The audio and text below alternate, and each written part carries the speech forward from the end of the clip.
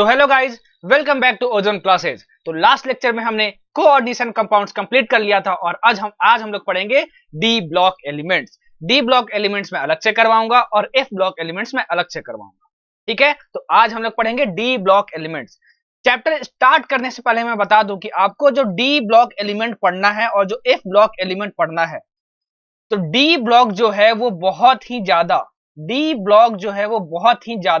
Theoretical chapter होने वाला है, तो नोट्स बनाने के लिए तैयार रहना। दूसरी बात, अगर मैं JEE Mains point of view की बात करूं तो ये वीडियो जेई मेंस के लिए नहीं है, सिर्फ और सिर्फ स्ट्रिक्टली नीट वाले बच्चों के लिए है, क्योंकि एनसीईआरटी में जितना भी दिया है ना डी ब्लॉक में, वो नीट के लिए इंपॉर्टेंट नहीं है। क्या क्या इंपॉर्टेंट है मैं सब कुछ इस लेक्चर में करवा दूंगा। अच्छा, अब डी ब्लॉक एलिमेंट में आपको एक्सेप्शंस बहुत भयंकर देखने को मिलेंगे। एक्सेप्शंस, इरेगुलर ट्रेंड्स, तो जो बहुत ज्यादा भयंकर वाले जो इरेगुलर ट्रेंड्स होते हैं ना, वो निट में नहीं पूछे जाते हैं, तो उनको मैं स्केप मारने वाला हूं। जहां जहां स्केप मारेंगे मैं बता दूंगा, ठीक है। अच्छा, और जो पूछे जा चुके हैं बहुत भयंकर इरेगुलर ट्रेंड्स वाले, वो मैं इसके बाद जो पुशअप सीरीज करवाता हूं, दैट इज क्वेश्चन की जो मैं प्रैक्टिस करवाता हूं, मैं उसमें कवर करवा दूंगा। उसके बाद आपको क्या करना होगा, उसके बाद आपको PYQ सॉल्व करना होगा डी एंड एफ ब्लॉक का, ठीक है। PYQ सॉल्व कर लोगे, उसमें कोई नया पॉइंट मिलेगा एक्सप्लेनेशन को देख के, तो आपको अपने नोट्स में डालना होगा। बस इतना कर लोगे तो डी एंड एफ ब्लॉक का एक भी क्वेश्चन आपका अटकेगा नहीं, नीट पॉइंट ऑफ व्यू से यकीन मानो। मैं देखता हूं बच्चों को कि 10-10 हजार व्यूज आ जाते हैं मेरे बस 4 से 5 दिन लेक्चर वाले वीडियो में, ठीक है, लेकिन सिर्फ 3 से 4 हजार व्यूज आते हैं एक महीने में पुशअप सीरीज में। तो देखो भाई, अगर आप लेक्चर देख रहे हो और आप पुशअप सीरीज नहीं देख रहे हो, क्योंकि देखो कितना लास्ट डिफरेंस है, लेक्चर पे 10,000 व्यूज 4-5 दिन में और एक महीने में 3-4 हजार व्यूज पुशअप सीरीज में प्रैक्टिस क्वेश्चंस में। तो अगर आप ये देख रहे हो लेक्चर और ये नहीं देख रहे हो, तो इसमें तुम्हारा घाटा होने वाला है, क्योंकि मैं जब सीरीज स्टार्ट किया था, मैं आपको स्टार्टिंग में ही बताया था कि जो बहुत रेयरली आस्क्ड टॉपिक्स होते हैं उसको मैं पुशअप सीरीज में कवर कर देता हूं, और कुछ जो रेयर चीजें होती हैं, कुछ नए पॉइंट्स जो होते हैं, उसको भी मैं पुशअप सीरीज में कवर कर देता हूं। तो वो तो आप छोड़ देते हो, और जो बच्चे फिर पुशअप सीरीज नहीं देखते वही कमेंटवा आके लेक्चर पे करते हैं कि सर ये नहीं पढ़ाए और ये स्किप कर दिए। तो देखो तो पूरा देखो, नहीं देखना है तो कुछ मत देखो। मैं बस इतना बोलना चाहता हूं, किसी भी चैनल पर जाके पढ़ो, एक ऑथेंटिक टीचर से पढ़ो और उसकी पूरी सीरीज देखो अगर पसंद आती हो तो। ये नहीं कि एक लेक्चर यहां से, 4 लेक्चर वहां से, 5 लेक्चर वहां से, भाई दिक्कत तुमको होगा। और self made notes are the best notes. किसी और से नोट्स मत मांगो, खुद से नोट्स बनाओ, आपको एक डिफरेंस समझ में आएगा, पढ़ाई की एक फीलिंग आएगी कि आपको कि वाह, अपने से नोट्स बनाने में कितना मजा आ जाता है, रिवाइज करने में भी फिर इजी होता है। ठीक है, चलो इसमें हम लोग पढ़ेंगे डी ब्लॉक, एफ ब्लॉक हम लोग अलग से पढ़ेंगे। चलो स्टार्ट करते हैं। जो जो पढ़ाऊंगा, जो जो लिखूंगा, जो जो अंडरलाइन करूंगा, जो जो हाईलाइट करूंगा, सब कुछ नोट्स में डाल लेना। पूरा ये हाईलाइट, पूरा ये जो स्लाइड्स हैं उसको आपको नोट्स में डालने की जरूरत नहीं है। आप मेरे पुराने स्टूडेंट हो तो आपको जानते हो कि क्या क्या नोट्स में डालना है, क्या क्या नहीं, और निट पॉइंट ऑफ व्यू से पढ़ाऊंगा। बस मैं पहले ही बता दिया, इसलिए मैं सब कुछ पहले एक्सप्लेन कर दिया हूं कि क्या क्या यहाँ बताने वाला हूँ, क्या क्या नहीं बताने वाला हूँ।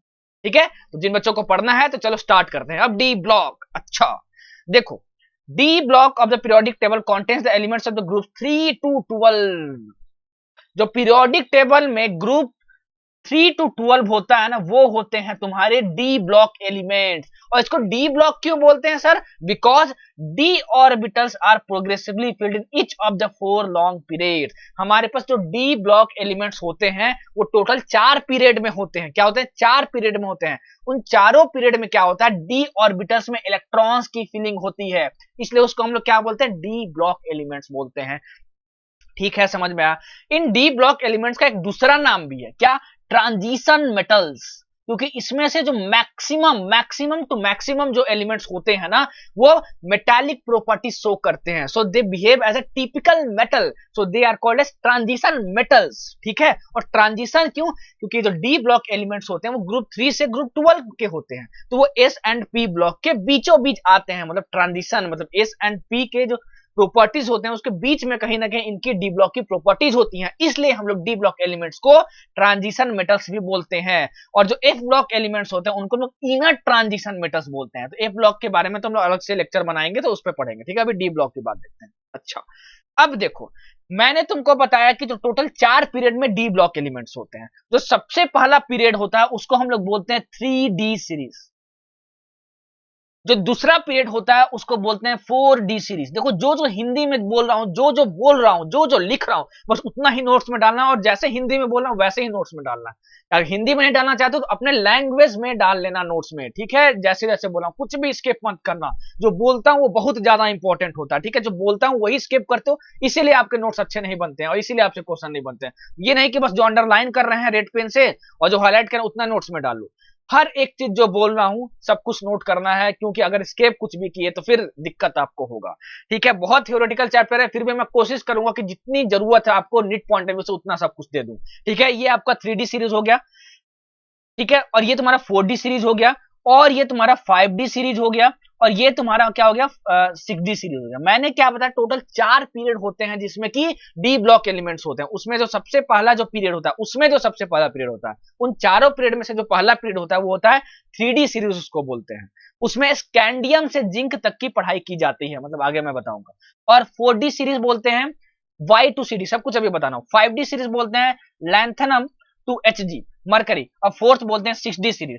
सर इसका 6D series, 5D series, 4D series, 3D series क्या नाम है, हमको सर समझ में नहीं आया। मैंने बताया कि डी ब्लॉक एलिमेंट्स उसको बोलते हैं जिसमें कि डी ऑर्बिटल्स में इलेक्ट्रॉन्स भरे जाएं, ठीक है। तो होता क्या है कि जो 3D सीरीज होता है, उस 3D सीरीज में जो भी डी ब्लॉक एलिमेंट्स होते हैं उसमें 3D सब सेल में इलेक्ट्रॉन्स भरे जाते हैं। जो 4D सीरीज होता है उसमें डी ऑर्बिटल में तो भरा ही जा रहा है, लेकिन 4D सब सेल में इलेक्ट्रॉन्स भरे जाते हैं, ठीक है। और इसमें 5D सबसेल में इलेक्ट्रॉन भरे जाते हैं, और इसमें 6D सबसेल में इलेक्ट्रॉन भरे जाते हैं। इसलिए इसका नाम दिया गया 3D series, 4D series, 5D series and 6D series. समझ में आया बच्चों, समझ में आया, ठीक है। और इसमें से जो 6D सीरीज है ना, वो क्या होता है, वो इनकम्प्लीट है, अभी तक इनकम्प्लीट है। बहुत सारे एलिमेंट्स की अभी स्टिल डिस्कवरी हो रही है। तो ये क्वेश्चन पूछा जाता है, बताओ ऐसा कौन सा सीरीज है डी ब्लॉक का एलिमेंट्स का जो कि अभी भी इनकम्प्लीट है, और वो किस एलिमेंट से स्टार्ट होता है, तो वो AC एलिमेंट से स्टार्ट होता है, और वो स्टिल इनकम्प्लीट है। अभी और भी एलिमेंट्स की डिस्कवरी हो रही है, समझ में आया, चलो ठीक है। अच्छा, अब जो इनर ट्रांजिशन एलिमेंट के बारे में अलग से पढ़ना है तो मैं लैंथोनाइड एटोनाइड अलग से आपको पढ़ा दूंगा, ठीक। इतना हमको सर समझ में आ गया। अच्छा, अब ये ट्रांजिशन एलिमेंट क्या होता है, सर आपने बता दिया कि डी ब्लॉक को हम लोग ट्रांजिशन एलिमेंट्स भी बोलते हैं, ठीक है। अच्छा सर, ट्रांजिशन एलिमेंट होता क्या है ये जरा बता दीजिए। Transition element is defined as the one which has incompletely filled d orbitals in its ground state और in any of the oxidation state. Zinc, cadmium, mercury इसका जो है वो क्या है, एक्सेप्शन है। जिंक, कैडमियम, मरकरी क्या है, इसका एक्सेप्शन है, और ये ट्रांजिशन मेटल से नहीं होते हैं। देखो प्यार मोहब्बत और प्रेम से समझाता हूं, इस पे बेस्ट बहुत बार क्वेश्चन आ चुका है भाई कि बताओ जिंक, कैडमियम, मरकरी जो होता है वो ट्रांजिशन मेटल है कि नहीं है, और नहीं है तो वो क्यों है, रीजन दिया रहेगा, फटाक से टिक मारना होगा। देखो बताता हूं, देखो ट्रांजिशन एलिमेंट किसको बोलते हैं, it is defined as the one which is incompletely filled d orbital. D orbital जो है वो इनकम्प्लीटली फिल्ड होने चाहिए। इनकम्प्लीटली मतलब क्या, डी में टोटल 10 इलेक्ट्रॉन हो सकते हैं, तो अगर 10 हुए तो फुली फिल्ड ऑर्बिटल कहलाएगा। तो अगर डी में 1 से 9 के बीच में कितना भी इलेक्ट्रॉन हो जाए तो उसको हम लोग क्या बोलेंगे, इनकम्प्लीटली फिल्ड डी ऑर्बिटल बोलेंगे।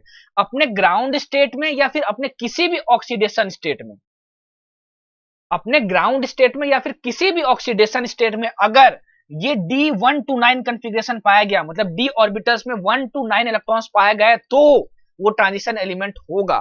लेकिन अगर मान लो अपने ग्राउंड स्टेट में भी, अपने ग्राउंड स्टेट में भी और अपने कॉमन ऑक्सीडेशन स्टेट में भी, ठीक है, अपने कॉमन ऑक्सीडेशन स्टेट में भी अगर वो उसमें 10 इलेक्ट्रॉन ही पाया जाए तो उसको हम लोग क्या बोलेंगे, कंप्लीटली फिल्ड डी ऑर्बिटल बोलेंगे। तो वो क्या होगा, ट्रांजिशन एलिमेंट नहीं होगा। जैसे मैं जिंक, कैडमियम, मरकरी, इसमें मैं जिंक का लेकर आपको एक्सप्लेन करता हूं। अभी आप आगे जाके पढ़ोगे कि जो जिंक होता है ना, देखो सबसे पहले जिंक का एटॉमिक नंबर देख लो, 30 होता है, ठीक है। कितना होता है, 30 होता है, ठीक है। अच्छा, अभी आप आगे जाके पढ़ोगे जो जिंक का जो कॉमन ऑक्सीडेशन स्टेट होता है वो सिर्फ +2 होता है।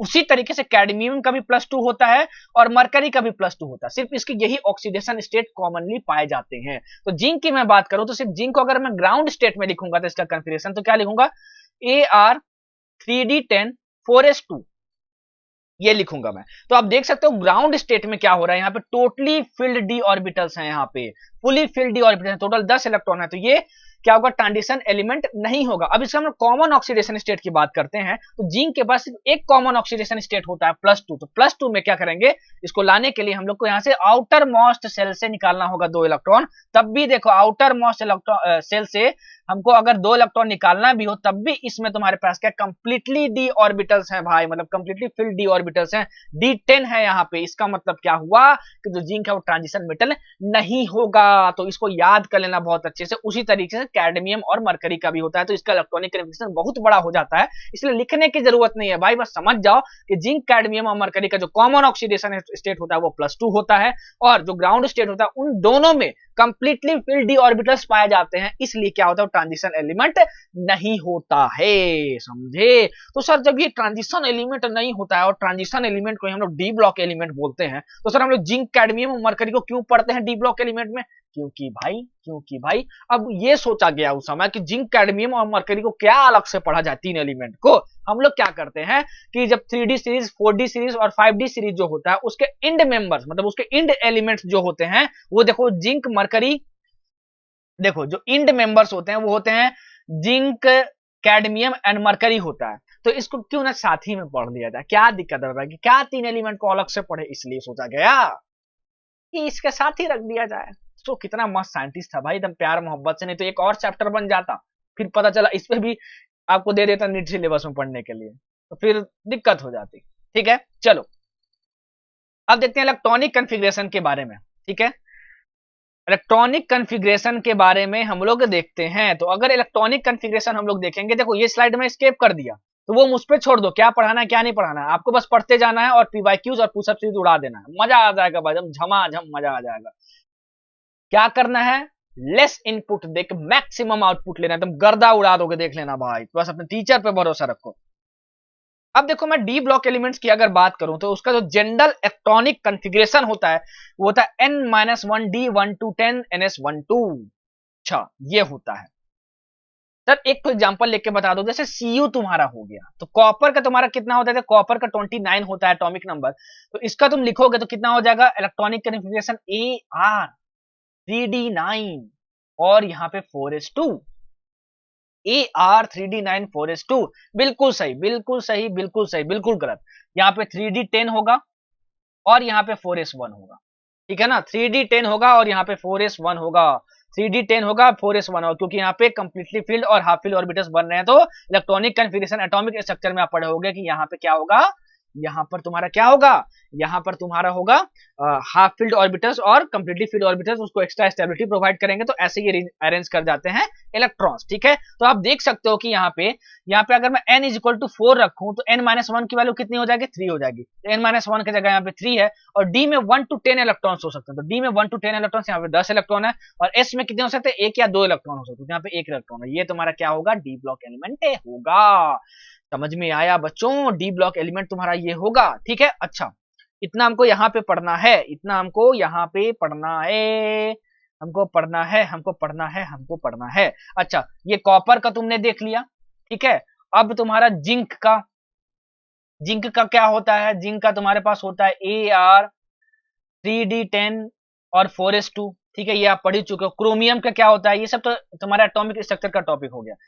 Ar होता है और यहाँ पे 3d हो गया 5, 3d5 और 4s1, 24 होता है ना भाई, 3d5 4s1। यहाँ भी एक्सेप्शनल तुम्हारा क्या होता है, इलेक्ट्रॉनिक कन्फिग्रेशन होता है due to half filled orbitals, due to extra stability of half filled orbitals. तो ये सब कुछ तो क्या है तुम्हारा एटॉमिक स्ट्रक्चर का। अरे बोलो झमाझम, एकदम मजा आना चाहिए। ठीक है, और इसमें कुछ भी इंपॉर्टेंट नहीं है, 3d5 4s1, 3d5 4s1। ठीक है, अच्छा अब देखो यहाँ पे एक और आपको इलेक्ट्रॉनिक कन्फिग्रेशन बहुत ज्यादा जो पूछा जाता है वो पूछा जाता है लैंथनम का। लैंथनम का इलेक्ट्रॉनिक कन्फिग्रेशन जरूर लिखना सीख लेना, इसका बहुत एक्सेप्शनल इलेक्ट्रॉनिक कन्फिग्रेशन होता है, वो आपको याद रखना बहुत इंपॉर्टेंट है। ठीक है, और किसी का नहीं पूछे, देखो लैंथनम का आपसे पूछेगा, क्रोमियम का आपसे पूछेगा, मैंगनीज का आपसे पूछेगा, कॉपर का पूछेगा और जिंक का पूछेगा। तो जिंक, कॉपर मैंने बता दिया, क्रोमियम भी बता दिया, मैंगनीज का आप एटॉमिक स्ट्रक्चर में पढ़े होंगे।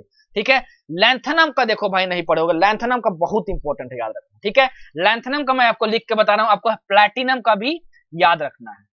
ठीक है ना, लैंथनम का मैं आपको लिख के बताता हूं लैंथनम का कैसा होता है। ठीक है, देखो लैंथनम 57 मतलब तुम्हारा क्या हुआ, लैंथनम 57, लैंथनम 57 इसका मतलब तुम्हारे पास क्या हुआ, एक्सी ठीक है, और ये तुम्हारा क्या हुआ 5D1CH2, इसका इलेक्ट्रॉनिक कन्फिग्रेशन ये होता है, याद रखना। इसका इलेक्ट्रॉनिक कन्फिग्रेशन ये होता है, ये एक्सेप्शनल होता है। एक्सेप्शनल क्यों होता है मैं वो भी एक्सप्लेन कर देता हूं। देखो, अगर मैं एटॉमिक स्ट्रक्चर में आपको सिखाया हूं कि कैसे भरते हैं, किस ऑर्डर में इलेक्ट्रॉन भरते हैं सब सेल में, तो मैं ऐसे बताया था आपको। देखो 1s 2s 3s 4s 5s 6s और 7s, फिर यहां लिख लो 2 3 4 5 6 7, फिर क्या करो यहाँ पे लिखो 3 4 5 6, और फिर यहाँ पे क्या लिखो 4 5 लिखो। ठीक है, तो ये क्या हो जाएगा P P P P P P, यहाँ पे S P D D D D F F.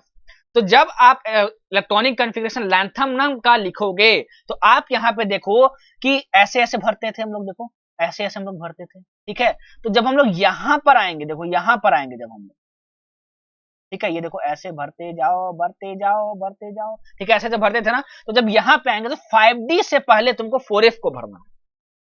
ठीक है, लेकिन लैंथनम में ऐसा नहीं होता।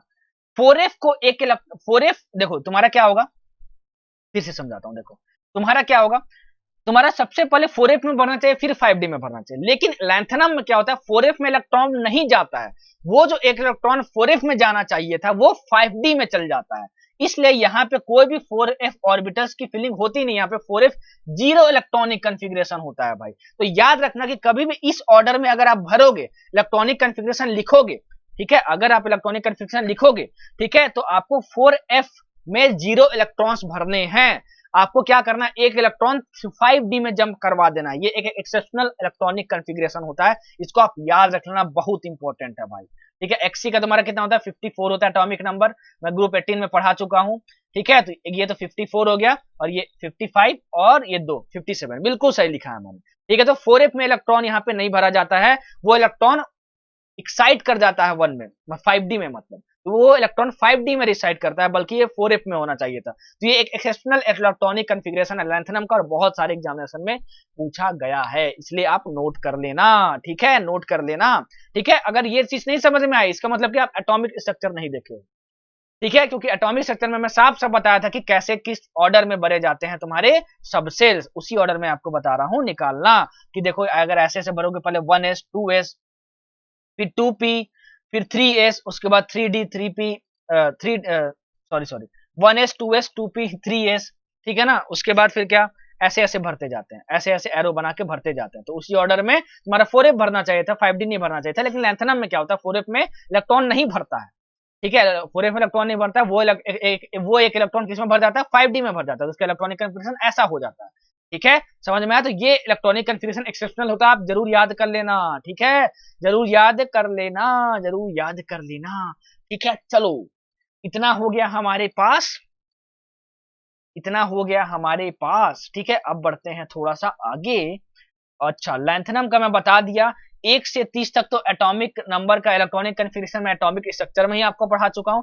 सेकंड सीरीज का आपको यहां तक याद रखना है। देखो यहां तक आपको याद रखना है इलेक्ट्रॉनिक कन्फिग्रेशन, ठीक है ना, यहां तक आपको याद रखना है। इसका तो ये LA का याद रखना है, ठीक है, HF का याद रखना है, इसमें सब कुछ बता रहा हूं।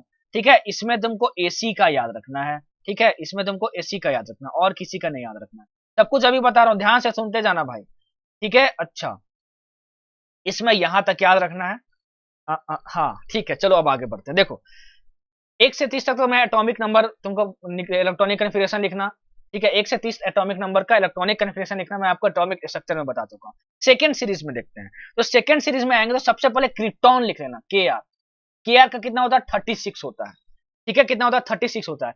अब देखो इसमें 3D और 4s भर रहे हो ना, तो इसमें क्या भरोगे 4D एंड 5s भरोगे। देखो बस एक नंबर इसमें बढ़ा दिए तो 4 हो गया, और एक नंबर इसमें बढ़ा दिए तो यहाँ पे 5 हो गया।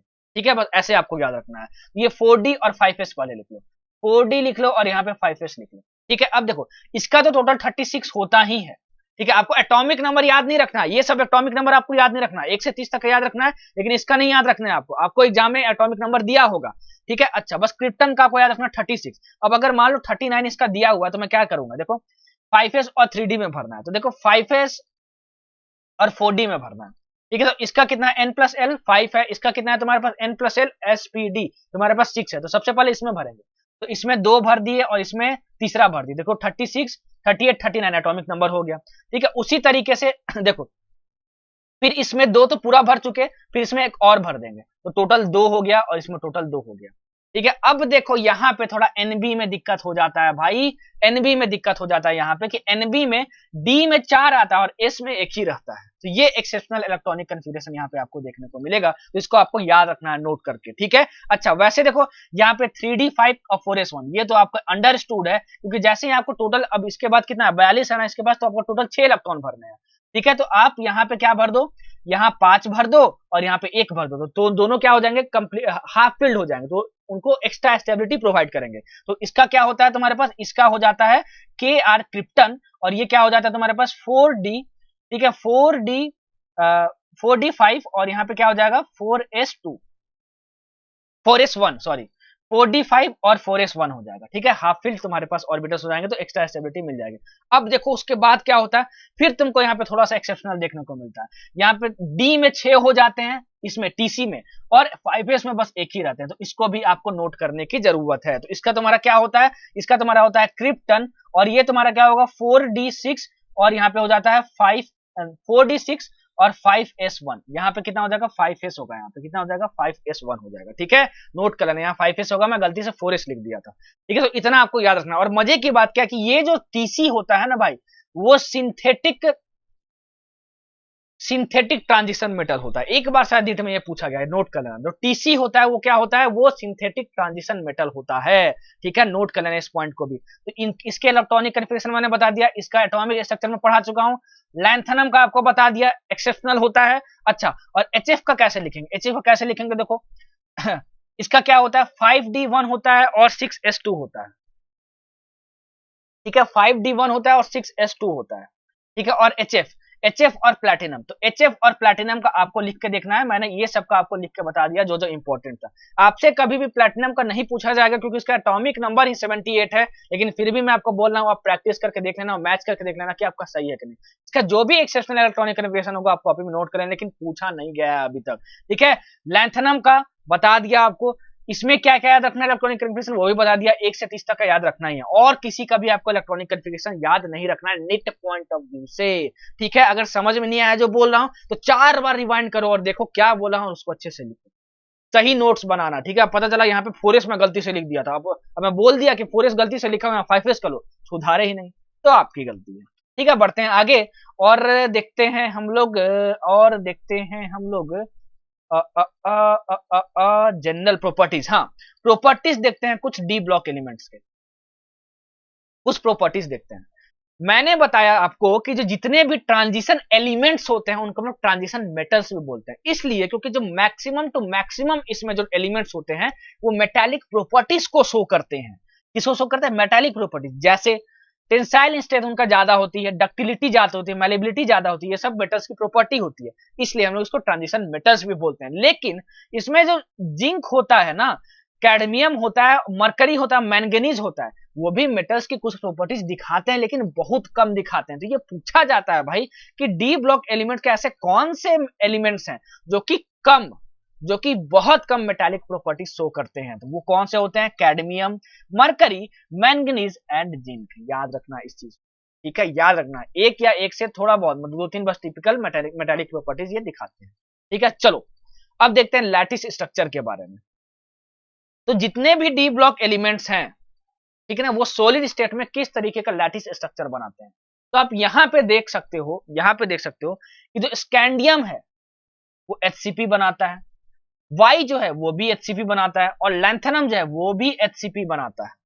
ठीक है, फिर देखो टिटेनियम, ये भी HCP, यहां भी HCP, यहां भी HCP, देखो उसके बाद देखो यहां HCP, यहां HCP, यहां HCP, ठीक है, यहां भी HCP, यहां भी HCP, यहां भी HCP, ठीक है, और कहीं दिख रहा है, ये भी दिख रहा है, ये भी दिख रहा है, आपको बहुत ज्यादा HCP भरा दिख रहा होगा। ठीक है, यहाँ पे देखो टोटल CCP दिख रहा है। तो सर ये सब याद रखना है क्या, बाप रे बाप सर, नहीं, बिल्कुल याद नहीं रखना है, बिल्कुल भी नहीं याद रखना है। ठीक है, आपको बस मैं किसका किसका याद रखना है आपको मैं बताता हूँ। ठीक है, देखो आपको स्कैंडियम का याद रखना है और टिटेनियम का याद रखना है, और ये लास्ट का बस याद रखना है। ठीक है ना, लास्ट का बस याद रखना है। देखो स्कैंडियम और टिटेनियम में सब में तुम्हारा क्या बन रहा है, देखो सब में क्या बन रहा है, एचसीपी के साथ बीसीसी बन रहा है, ठीक है, बॉडी सेंटर्ड क्यूबिक, ठीक है ना, देखो ये बीसीसी बीसीसी बीसीसी बीसीसी, ठीक है, यहां भी बीसीसी और यहां भी बीसीसी, ठीक है ना। लैंथनम क्या करता है, बीसीसी के साथ सीसीपी भी बनाता है। अभी बीसीसी सीसीपी क्या है, ये सब सॉलिड स्टेट का पार्ट है, तो मैं यहां एक्सप्लेन नहीं करूंगा। तो इन दोनों का आपको याद रखना है, और इसमें आपको क्या रखना है कि जिंक जो है और कैडमियम जो है वो एचसीपी बनाता है, ठीक है, और बाकी कुछ भी इसमें याद रखने की जरूरत नहीं है, ठीक है। चलो बढ़ते हैं आगे। अच्छा, अब यहाँ पे मजे की बात है, ये बहुत ज्यादा इंपॉर्टेंट ट्रेंड आपको बताने जा रहा हूँ, बहुत अच्छा इंपॉर्टेंट ट्रेंड आपको बताने जा रहा हूं, मेल्टिंग एंड बॉइलिंग पॉइंट्स का, मेल्टिंग एंड बॉइलिंग पॉइंट का ट्रेंड बताने जा रहा हूं आपको भाई। सबसे पहले पढ़ते हैं, the transition metals with the exception of zinc cadmium mercury are very much hard and have low volatility. Zinc cadmium और मरकरी को छोड़ के, जिंक कैडमियम और मरकरी को छोड़ के जितने भी डी ब्लॉक एलिमेंट्स होते हैं वो क्या होते हैं, हार्ड होते हैं, ठीक है। जिंक कैडमियम और मरकरी जो होते हैं वो हार्ड नहीं, वो सॉफ्ट होते हैं। सब कुछ लिखते रहना जो बोल रहा हूं, कुछ भी छोड़ना नहीं भाई, क्योंकि जो बोल रहा हूं वो छोड़ दोगे तो दिक्कत आपको होगी, ठीक है। जो बोल रहा हूं वो छूट जा रहा है लिखने में तो बार बार रिवाइंड करके देख लो, पाउच करके देख लो, ठीक है। सर ये hardness, melting point, boiling point किस चीज पे डिपेंड करती है, देखो जो ट्रांजिशन एलिमेंट्स होते हैं ना, जो डी ब्लॉक एलिमेंट्स होते हैं ना, उनकी जो मेल्टिंग पॉइंट और बॉइलिंग पॉइंट या कि वो कितना हार्ड है वो मेजर की जाती है, पता है कैसे, मेटालिक बॉन्डिंग से, मेटालिक बॉन्डिंग से। क्योंकि सभी मेटल्स होते हैं तो दो डी ब्लॉक एलिमेंट्स के बीच में, दो डी ब्लॉक एलिमेंट्स के बीच में कैसी बॉन्डिंग होती है, मेटालिक बॉन्डिंग होती है। कोई भी मेटालिक बॉन्डिंग कितनी ज्यादा स्ट्रांग होगी वो इस चीज पे डिपेंड करती है कि कितने नंबर ऑफ अनपेयर्ड इलेक्ट्रॉन्स हैं, अनपेयर्ड इलेक्ट्रॉन्स हैं। जितने ही ज्यादा अनपेयर्ड इलेक्ट्रॉन्स होंगे उतना ही ज्यादा स्ट्रॉन्ग मेटालिक बॉन्डिंग होगी, और जितनी ही ज्यादा स्ट्रॉन्ग मेटालिक बॉन्डिंग होगी, जितनी ज्यादा स्ट्रॉन्ग मेटालिक बॉन्डिंग उतना ही ज्यादा मेल्टिंग पॉइंट भी होगा और उतना ही ज्यादा बॉइलिंग पॉइंट भी होगा।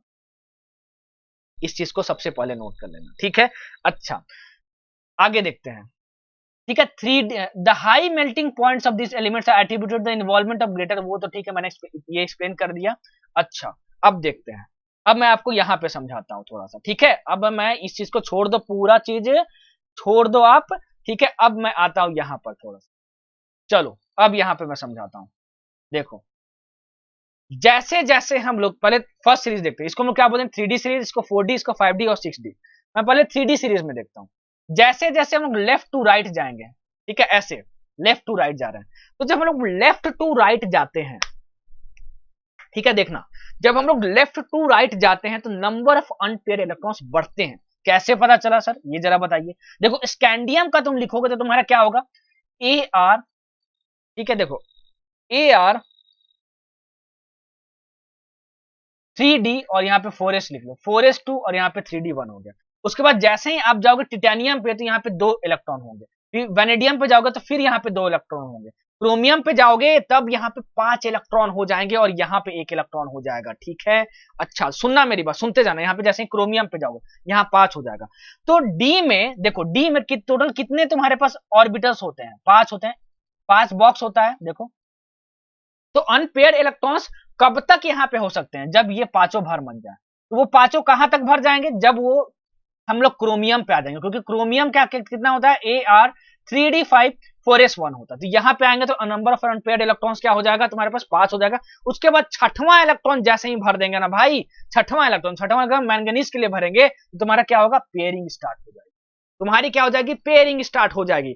जैसे हम लेफ्ट टू राइट जा रहे हैं ना भाई, देखो चाहे इसमें लेफ्ट टू राइट जाए, चाहे इसमें लेफ्ट टू राइट जाए, चाहे इसमें लेफ्ट टू राइट जाए, सब में क्या हो रहा है, नंबर ऑफ अनपेयर्ड इलेक्ट्रॉन्स बढ़ रहे हैं। सबसे पहले तो हम इन दोनों को ऑब्जर्व करते हैं, सिर्फ फर्स्ट सीरीज और सेकंड सीरीज ही इंपॉर्टेंट है मेल्टिंग एंड बॉइलिंग पॉइंट के लिए, ठीक है। अच्छा और थर्ड सीरीज, ये तीनों इंपॉर्टेंट है तुम्हारा। ये फोर्थ सीरीज के बारे में हम लोग को नहीं पूछा जाता है नीट पॉइंट ऑफ व्यू से, ठीक है। अच्छा तो हम लोग यहाँ देखो, फर्स्ट सीरीज की बात करें और फर्स्ट सीरीज की बात करें तो स्कैंडियम से हम लोग जब वेनेडियम तक जाते हैं तो नंबर ऑफ अनपेयर्ड इलेक्ट्रॉन्स बढ़ते हैं।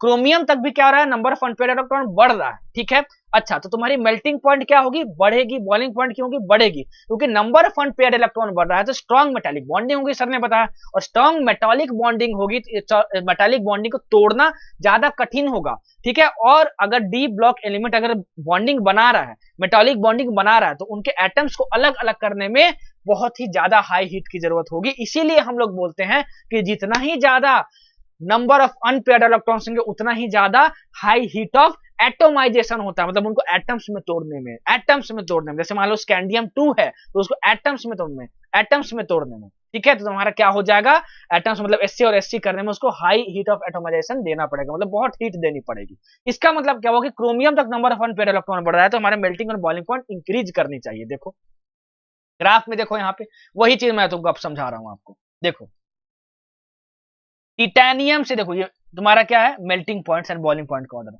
टिटेनियम से क्रोमियम तक तुम्हारा क्या हुआ, बढ़ गया, ठीक है। फिर फटाक से नीचे आ गया, देखो मैंगनीज पे हम लोग, मैंगनीज पे फटाक से नीचे क्यों आ गया, देखो यहाँ पर मैं एक्सप्लेन करता हूँ।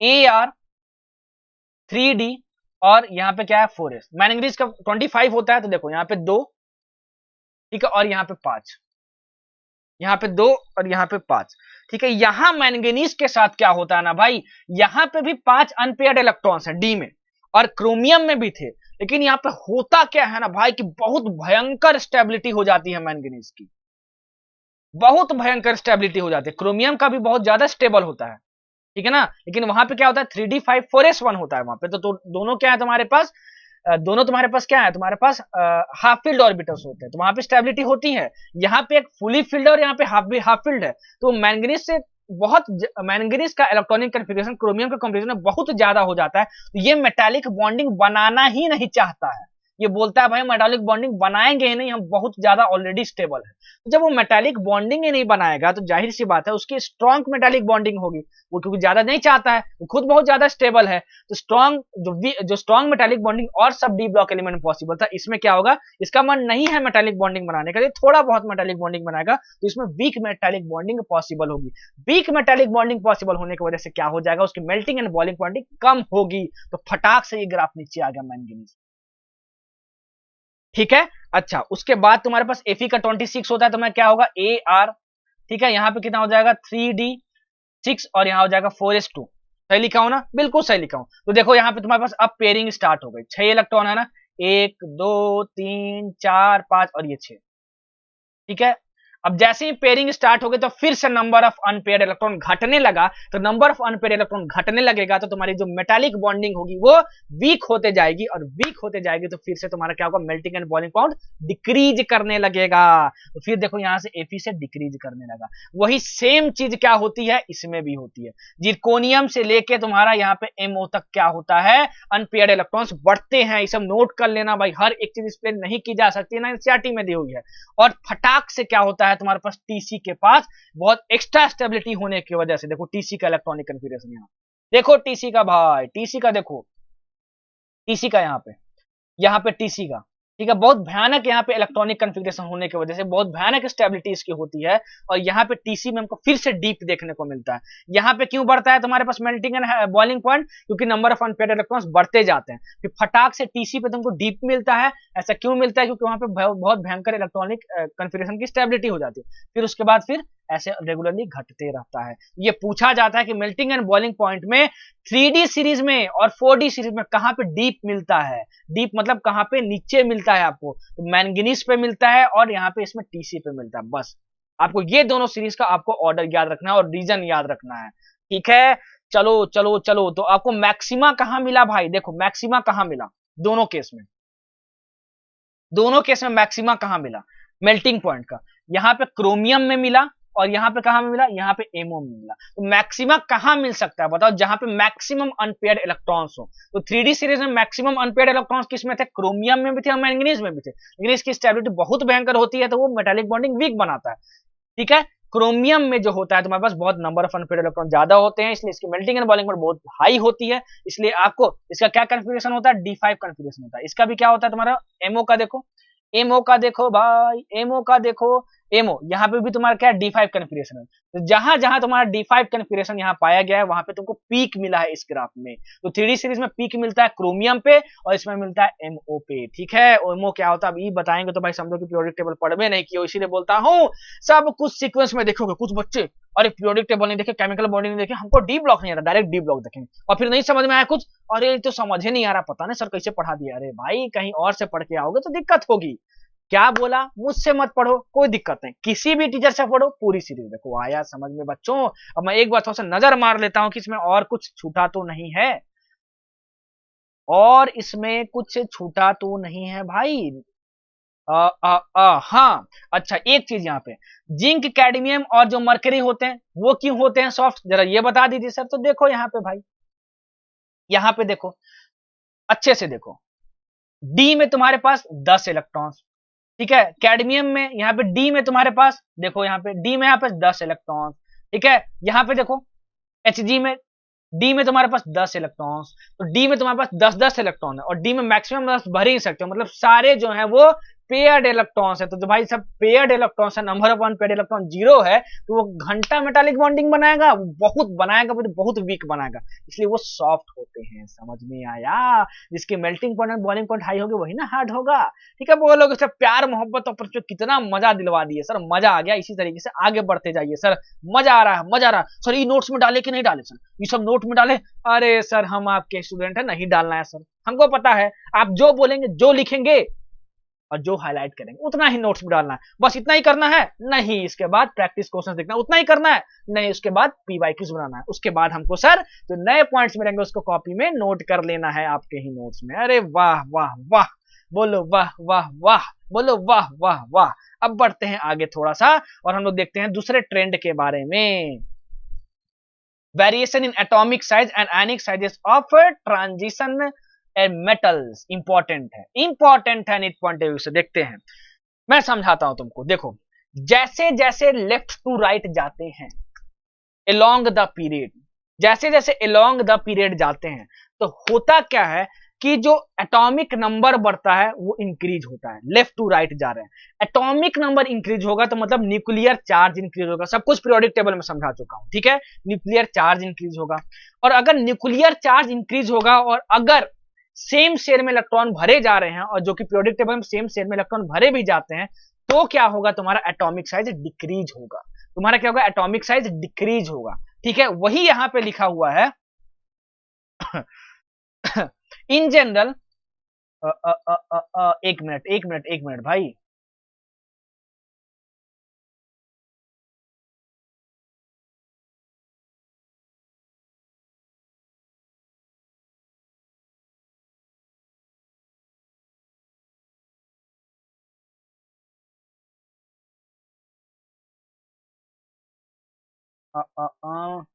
हाँ मिल गया। हाँ हाँ हाँ, in general ions of the same charge in a given series show progressive decrease in radius with increasing atomic number in a given series। मतलब क्या हुआ, along the period जा रहे हैं, ठीक है। तो along the period हम लोग जाते हैं तो क्या होता है, एटॉमिक नंबर बढ़ता है। एटॉमिक नंबर बढ़ेगा तो न्यूक्लियर चार्ज बढ़ेगा, न्यूक्लियर चार्ज अगर बढ़ रहा है और हम लोग along the period जाते हैं तो सेम सेल में इलेक्ट्रॉन भरे जाते हैं, जिसकी वजह से न्यूक्लियर चार्ज बढ़ने की वजह से वो क्या होता है, उसकी एटॉमिक रेडियस घटते जाती है। तो हम लोग along the period जाएंगे तो एटॉमिक रेडियस घटेगी। लेकिन मजे की बात क्या हो जाती है ना भाई, देखो मजे की बात कहां पे आती है, मजे की बात यहां पे आती है। देखो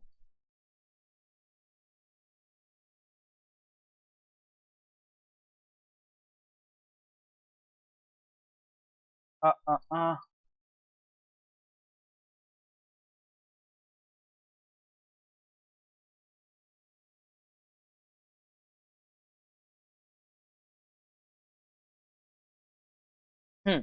the curves show an increase from first 3D to the second series of the elements, but the radii of the third 5D and series are virtually the same as those of the corresponding members of the second series।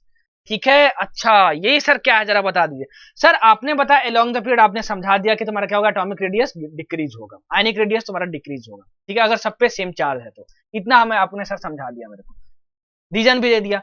Sir जब हम लोग series के नीचे में जाते हैं, मतलब 3D 4D 5D और 6D पे, तो जब हम नीचे जा रहे हो इसका मतलब तुम्हारा क्या हुआ, डाउन द ग्रुप जा रहे हो। तो डाउन द ग्रुप जा रहे हो तो एटॉमिक नंबर तो बढ़ ही रहा है, तो एटॉमिक नंबर बढ़ रहा है तो न्यूक्लियर चार्ज बढ़ रहा है, इतना हमको समझ में आया। लेकिन अब जो इलेक्ट्रॉन है ना वो एक नए सेल में भरे जाते हैं, मैंने पीरियोडिक टेबल में पढ़ाया था, ठीक है। अगर वो नए सेल में भरे जाते हैं इसका मतलब क्या हुआ कि तुम्हारा एटॉमिक रेडियस बढ़ना चाहिए, और वो बढ़ता भी है, एटॉमिक रेडियस बढ़ता भी है। कब तक बढ़ता है तुम्हारा, देखो सीधे फर्स्ट सीरीज 3D होता है, फिर 4D होता है, फिर 5D होता है और 6D होता है। तो यहाँ पे क्या लिखा हुआ है देखो, so an increase from the first 3D to the second 4D, यहां से यहां पे इंक्रीज होता है, ठीक है।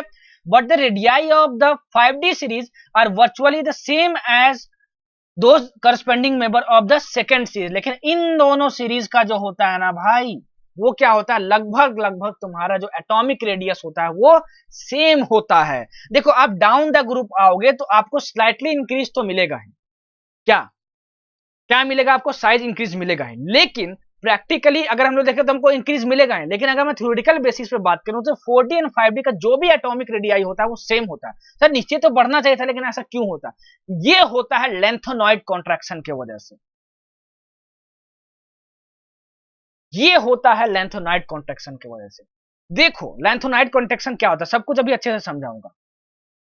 जैसे ही हम लोग 4D और 5D, 4D से 5D सीरीज में आते हैं, मतलब 4D एलिमेंट्स से 5D एलिमेंट्स के बीच में जब आते हैं, तो हमको अभी मैं बताया था यहाँ पे देखो कि 5D से पहले ही, देखो यहाँ पे 5D से पहले ही 4f ऑर्बिटल्स भरने शुरू, 4f सबसेस भरने शुरू हो जाते हैं।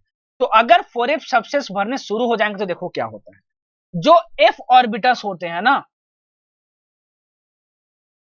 उनके पास बहुत ही पुअर शिल्डिंग होती है, पुअर शिल्डिंग होती है 4f के पास, इन कंपेरिजन टू क्या, d ऑर्बिटल्स।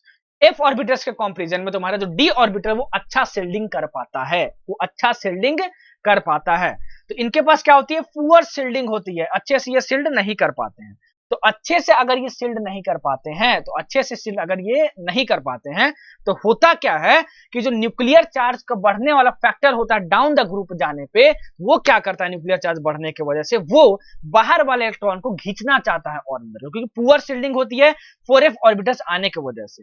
लेकिन सर आपने ये बताया कि ये जो 4f ऑर्बिटल्स का पुअर शिल्डिंग इफेक्ट की वजह से वो जो साइज है वो कम होना चाहता है, लेकिन ऑन द सेम टाइम हम लोग जब नीचे जाते हैं तो साइज इंक्रीज भी करना चाहता है, तो वो एक दूसरे को कंपनसेट कर लेते हैं और वो नेट इफेक्ट जीरो हो जाता है। इसलिए जब हम लोग 4D टू 5D जाते हैं तो हम लोग को negligible change in atomic radius मिलता है, और इसी को हम लोग बोलते हैं लेंथोनॉइड कॉन्ट्रैक्शन। जो भी स्लाइड में रीजन लिखा है कोई जरूरत नहीं लिखने का, जो बोला हूं रुक रुक के पॉज पॉज करके उसको हिंदी में लिखना, एकदम बेहतरीन मजा आ जाएगा। ऐसा डी ब्लॉक नहीं पढ़ोगे, एकदम झमाझम मजा आ जाएगा भाई, ठीक है।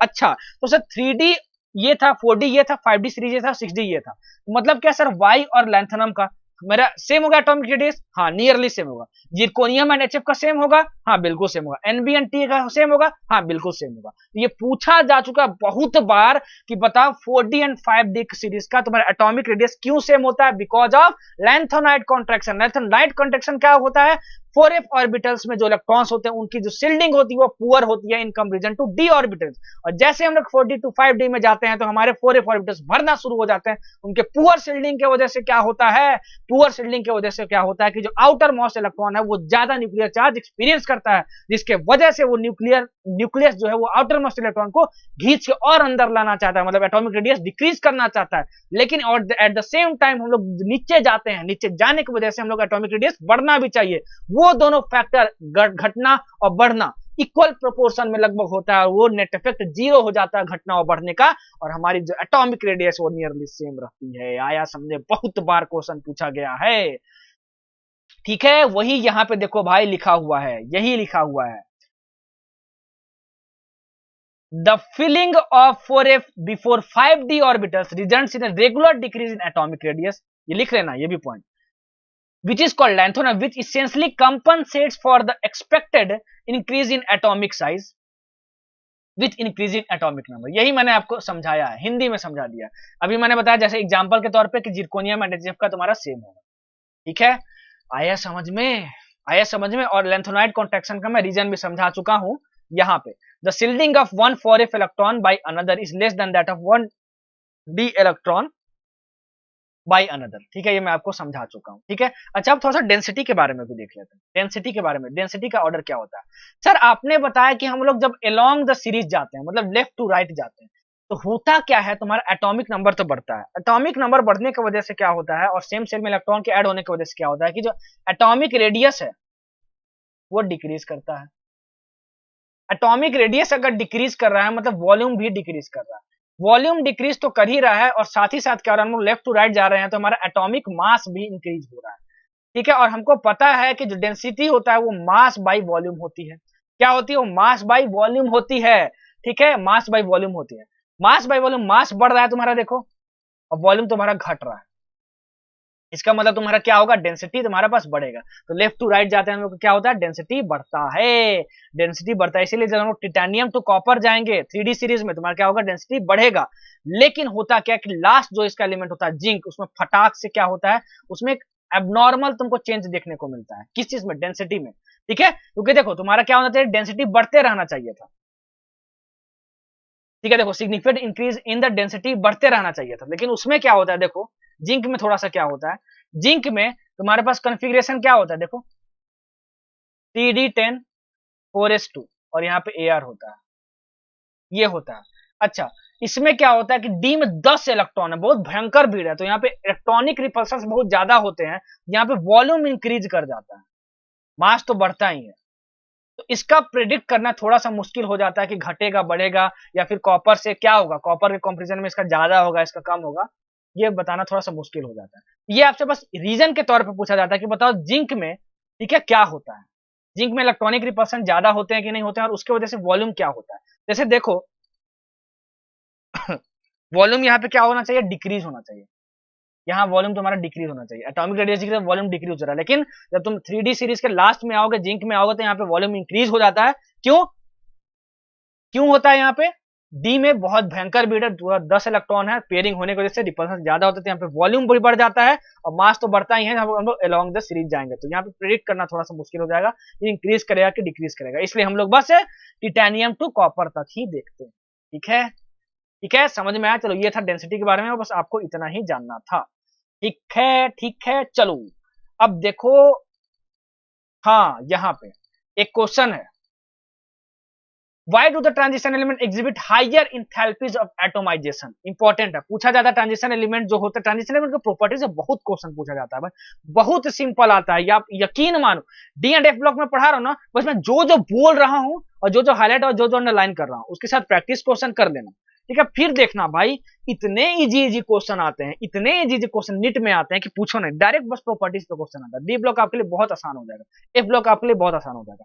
अभी सर ने आपने बताया कि हायर इंथैल्पी ऑफ एटोमाइजेशन क्यों होता है। हायर इंथैल्पी ऑफ एटोमाइजेशन का मतलब क्या होता है कि दो डी ब्लॉक एलिमेंट जब बॉन्डिंग बनाते हैं वो मेटालिक बॉन्डिंग होती है, तो वो मेटालिक बॉन्डिंग को तोड़ना बहुत ज्यादा मुश्किल क्यों होता है, उनको हाई हीट क्यों देना होता है। Higher heat enthalpy of atomization का मतलब उनको एटम्स में तोड़ना।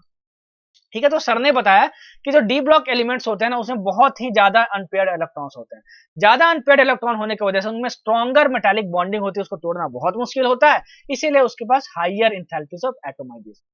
ठीक है, बस इतना ही समझना था। चलो हाँ, अब देखो यहाँ पे आयनेशन इंथैल्पी है, ये जो है ना वो भाई जेई में एडवांस के लिए बस इंपॉर्टेंट है, क्योंकि आयनेशन इंथैल्पीज में बहुत ज्यादा एक्सेप्शन है, बहुत ज्यादा एक्सेप्शन है, बहुत ज्यादा इरेगुलर ट्रेंड है, तो ये निट में आपसे कभी नहीं पूछा जाएगा, और एक दो जो पूछा भी गया है अभी तक, आप उसको बाकी 3 ऑप्शन एलिमिनेट करके ही बना सकते हो, एक ऑप्शन ही आपका सही होगा। तो अगर आप आयनाइजेशन एंथैल्पी का ट्रेंड याद करने लगे तो आपको बिल बहुत भयंकर इरेगुलर ट्रेंड्स मिलेंगे, तो उसको याद नहीं किया जा सकता है भाई, इसलिए मैं आयनाइजेशन एंथैल्पी को स्केप मार रहा हूं, यहां से क्वेश्चन नहीं आएगा। एनसीईआरटी में देखो भाई खुद ही लिख दिया है यहाँ पे, देखो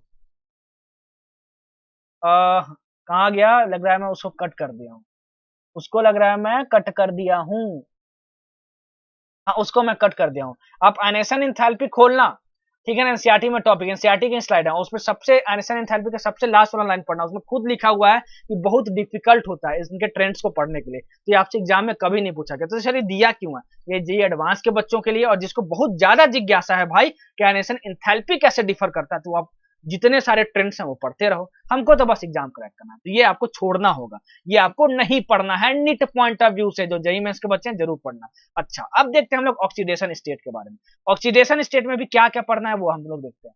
देखो, जो ऑक्सीडेशन स्टेट्स, जो ट्रांजिशन एलिमेंट शो करते हैं, वो बहुत भयंकर वेरिएबल ऑक्सीडेशन स्टेट शो करते हैं। मतलब कि क्या हुआ कि बहुत टाइप्स के oxidation state transition element show करते हैं। ऐसा क्यों होता है, ऐसा क्यों होता है सर, जरा ये बता दो। सबसे पहले तो टेबल को देखो, टेबल बहुत इंपॉर्टेंट है। इसमें आप दो एलिमेंट को ध्यान से देखो, स्कैंडियम को देखो और जिंक को देखो। स्कैंडियम और जिंक 3D सीरीज में ऐसे तुम्हारे पास दो एलिमेंट है जो कि सिर्फ और सिर्फ एक ही ऑक्सीडेशन स्टेट दिखाता है, और ये बहुत बार एग्जामिनेशन में पूछा गया है। जिंक बस +2 दिखाता है और स्कैंडियम बस +3 दिखाता है। बाकी जो भी हैं वो 2 या 2 से ज्यादा ऑक्सीडेशन स्टेट दिखाते हैं। जैसे इसमें सबसे ज्यादा हाईएस्ट तुम्हारा क्या, कौन सा दिखा रहा है, ये तुम्हारा दिखा रहा है मैंगनीज। ये दिखा रहा है तुम्हारा क्या, मैंगनीज दिखा रहा है। देखो यहाँ पे 1 2 3 4 5 6 ऑक्सीडेशन स्टेट दिखा रहा है। तो पूछा जाता है कि 3D सीरीज में सबसे ज्यादा ऑक्सीडेशन स्टेट कौन दिखाता है, तो मैंगनीज दिखाता है। मैंगनीज +2 से +7 ऑक्सीडेशन स्टेट सारा दिखाता है।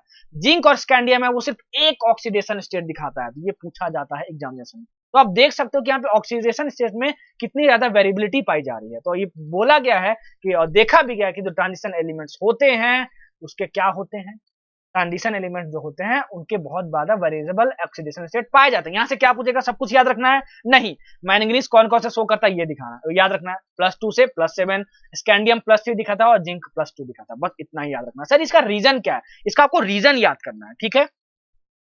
इसका आपको रीजन याद करना है, ये सब कुछ नहीं याद रखना है भाई, यकीन मानो कुछ नहीं याद रखना, ये सब बस आपको एक्स्ट्रा नॉलेज के लिए और जेईई एडवांस के लिए, ठीक है। अच्छा, कुछ नहीं याद रखना है इसके बारे में। हाँ, आपको इसका रीजन याद रखना है कि ऐसा क्यों। The variability of oxidation state, a characteristic of transition elements, arises out of incomplete filling of d orbital in such a way that their oxidation state differ from each other by unity। आपको बस ये याद रखना है, ठीक है, बस इतना ही याद रखना है। देखो मैं समझाता हूं। मैंने अभी बताया कि जो डी ब्लॉक एलिमेंट्स होते हैं, जो ट्रांजिशन एलिमेंट्स होते हैं, उनका इलेक्ट्रॉनिक कन्फिगरेशन कैसा होता है, n-1 डी 1 to 9 और यहाँ पे 4s, ठीक है, 0 to 2 ठीक है। इसमें जो भी होता है तुम्हारे पास, ठीक है, 0 to 2 होता है तुम्हारे पास यहाँ, ठीक है। इतना समझ में आता है। जैसे मान लो मैं लेता हूं कोई इलेक्ट्रॉनिक कन्फिग्रेशन जिसके लास्ट में, तुम्हारे पास, क्योंकि अगर तुम्हारे ट्रांजिशन एलिमेंट है तो यहाँ 1 से 9 होना चाहिए, और डी ब्लॉक एलिमेंट तो यहाँ से 1 से 10 होना चाहिए। मैं ट्रांजिशन एलिमेंट्स की बात कर रहा हूँ यहाँ पे, ठीक है ना, यहाँ मैं ट्रांजिशन एलिमेंट्स की बात कर रहा हूँ। ट्रांजिशन एलिमेंट और डी ब्लॉक में अंतर बताया हूँ। जिंक तुम्हारा ट्रांजिशन एलिमेंट नहीं है क्योंकि वहां पे D10 कन्फिग्रेशन होता है, लेकिन वो डी ब्लॉक एलिमेंट में रखा गया पर वो डी ब्लॉक एलिमेंट हो लेकिन ट्रांजिशन एलिमेंट नहीं, इतना याद रखना, ठीक है। चलो ठीक है, यहाँ हमको समझ में आता है, यहाँ हो गया तुम्हारा 1 से 2 हो गया, तुम्हारा 4s 1 to 2 हो गया। अच्छा, तो देखो +2 ऑक्सीडेशन स्टेट कब शो कर सकता है, वो +2 ऑक्सीडेशन स्टेट तभी शो करता है जब ये वाला जो 4s तुम्हारे पास सबसेल है उसके इलेक्ट्रॉन्स बॉन्डिंग में पार्टिसिपेट करें, ठीक है। अच्छा, और ट्रांजिशन एलिमेंट के पास यहाँ पे क्या होते हैं, 1 से 9 इलेक्ट्रॉन होते हैं। Incomplete filling of d orbitals, देखो इसी की बात हो रही है कि यहाँ डी 1 to 9 इलेक्ट्रॉन्स हुए, मतलब incomplete filling of d orbitals हुआ, मतलब डी में टोटल इलेक्ट्रॉन्स तुम्हारे पास क्या है, कंप्लीटली फिल्ड होते तो क्या होता, टोटल 10 इलेक्ट्रॉन्स यहाँ पर होते। तो टोटल इनकम्प्लीट फिलिंग की वजह से क्या होता है कि किसी तरीके से देखा गया कि ये एक्साइटेड स्टेट में ये जो डी में जितने भी इलेक्ट्रॉन्स है वो भी बॉन्डिंग में पार्टिसिपेट कर पाते हैं। इसलिए जो ट्रांजिशन एलिमेंट्स होता है वो +2 के अलावा भी, +2 कैसे आएगा, जब 4s के इलेक्ट्रॉन्स तुम्हारे बॉन्डिंग में पार्टिसिपेट करेंगे। जो डी है, डी के भी तुम्हारे क्या हो जाते हैं, डी के भी पार्टिसिपेट करने देते हैं बॉन्डिंग में। इसलिए +2 के अलावा भी तुम्हारे क्या होते हैं, ऑक्सीडेशन स्टेट शो करते हैं तुम्हारे क्या, ट्रांजिशन एलिमेंट। तो ये बहुत बार पूछा गया है कि बताओ कि ट्रांजिशन एलिमेंट्स इतना वेरिएबल ऑक्सीडेशन स्टेट क्यों दिखाते हैं, because of incomplete filling of d orbitals. और बाकी जो भी इसमें एक्सप्लेन किया हूं उसको नोट्स में डाल लो, ठीक है। अच्छा, अब यहाँ पे एक क्वेश्चन है देखो आपके पास, name a transition element which does not exhibit variable oxidation states. तो आपने तो सर बताया जो स्कैंडियम होता है और जो जिंक होता है, स्कैंडियम कितना शो करता है, +3 शो करता है, और जिंक कितना शो करता है, +2 शो करता है। तो ये दोनों तुम्हारे जो 3D सीरीज के तुम्हारे पास जो एलिमेंट्स हैं, जो इंड मेंबर्स हैं 3D सीरीज के, वो वेरिएबल ऑक्सीडेशन स्टेट नहीं शो करते हैं। तो बस यहाँ पे स्कैंडियम एक एग्जांपल देना, तो स्कैंडियम दे दो।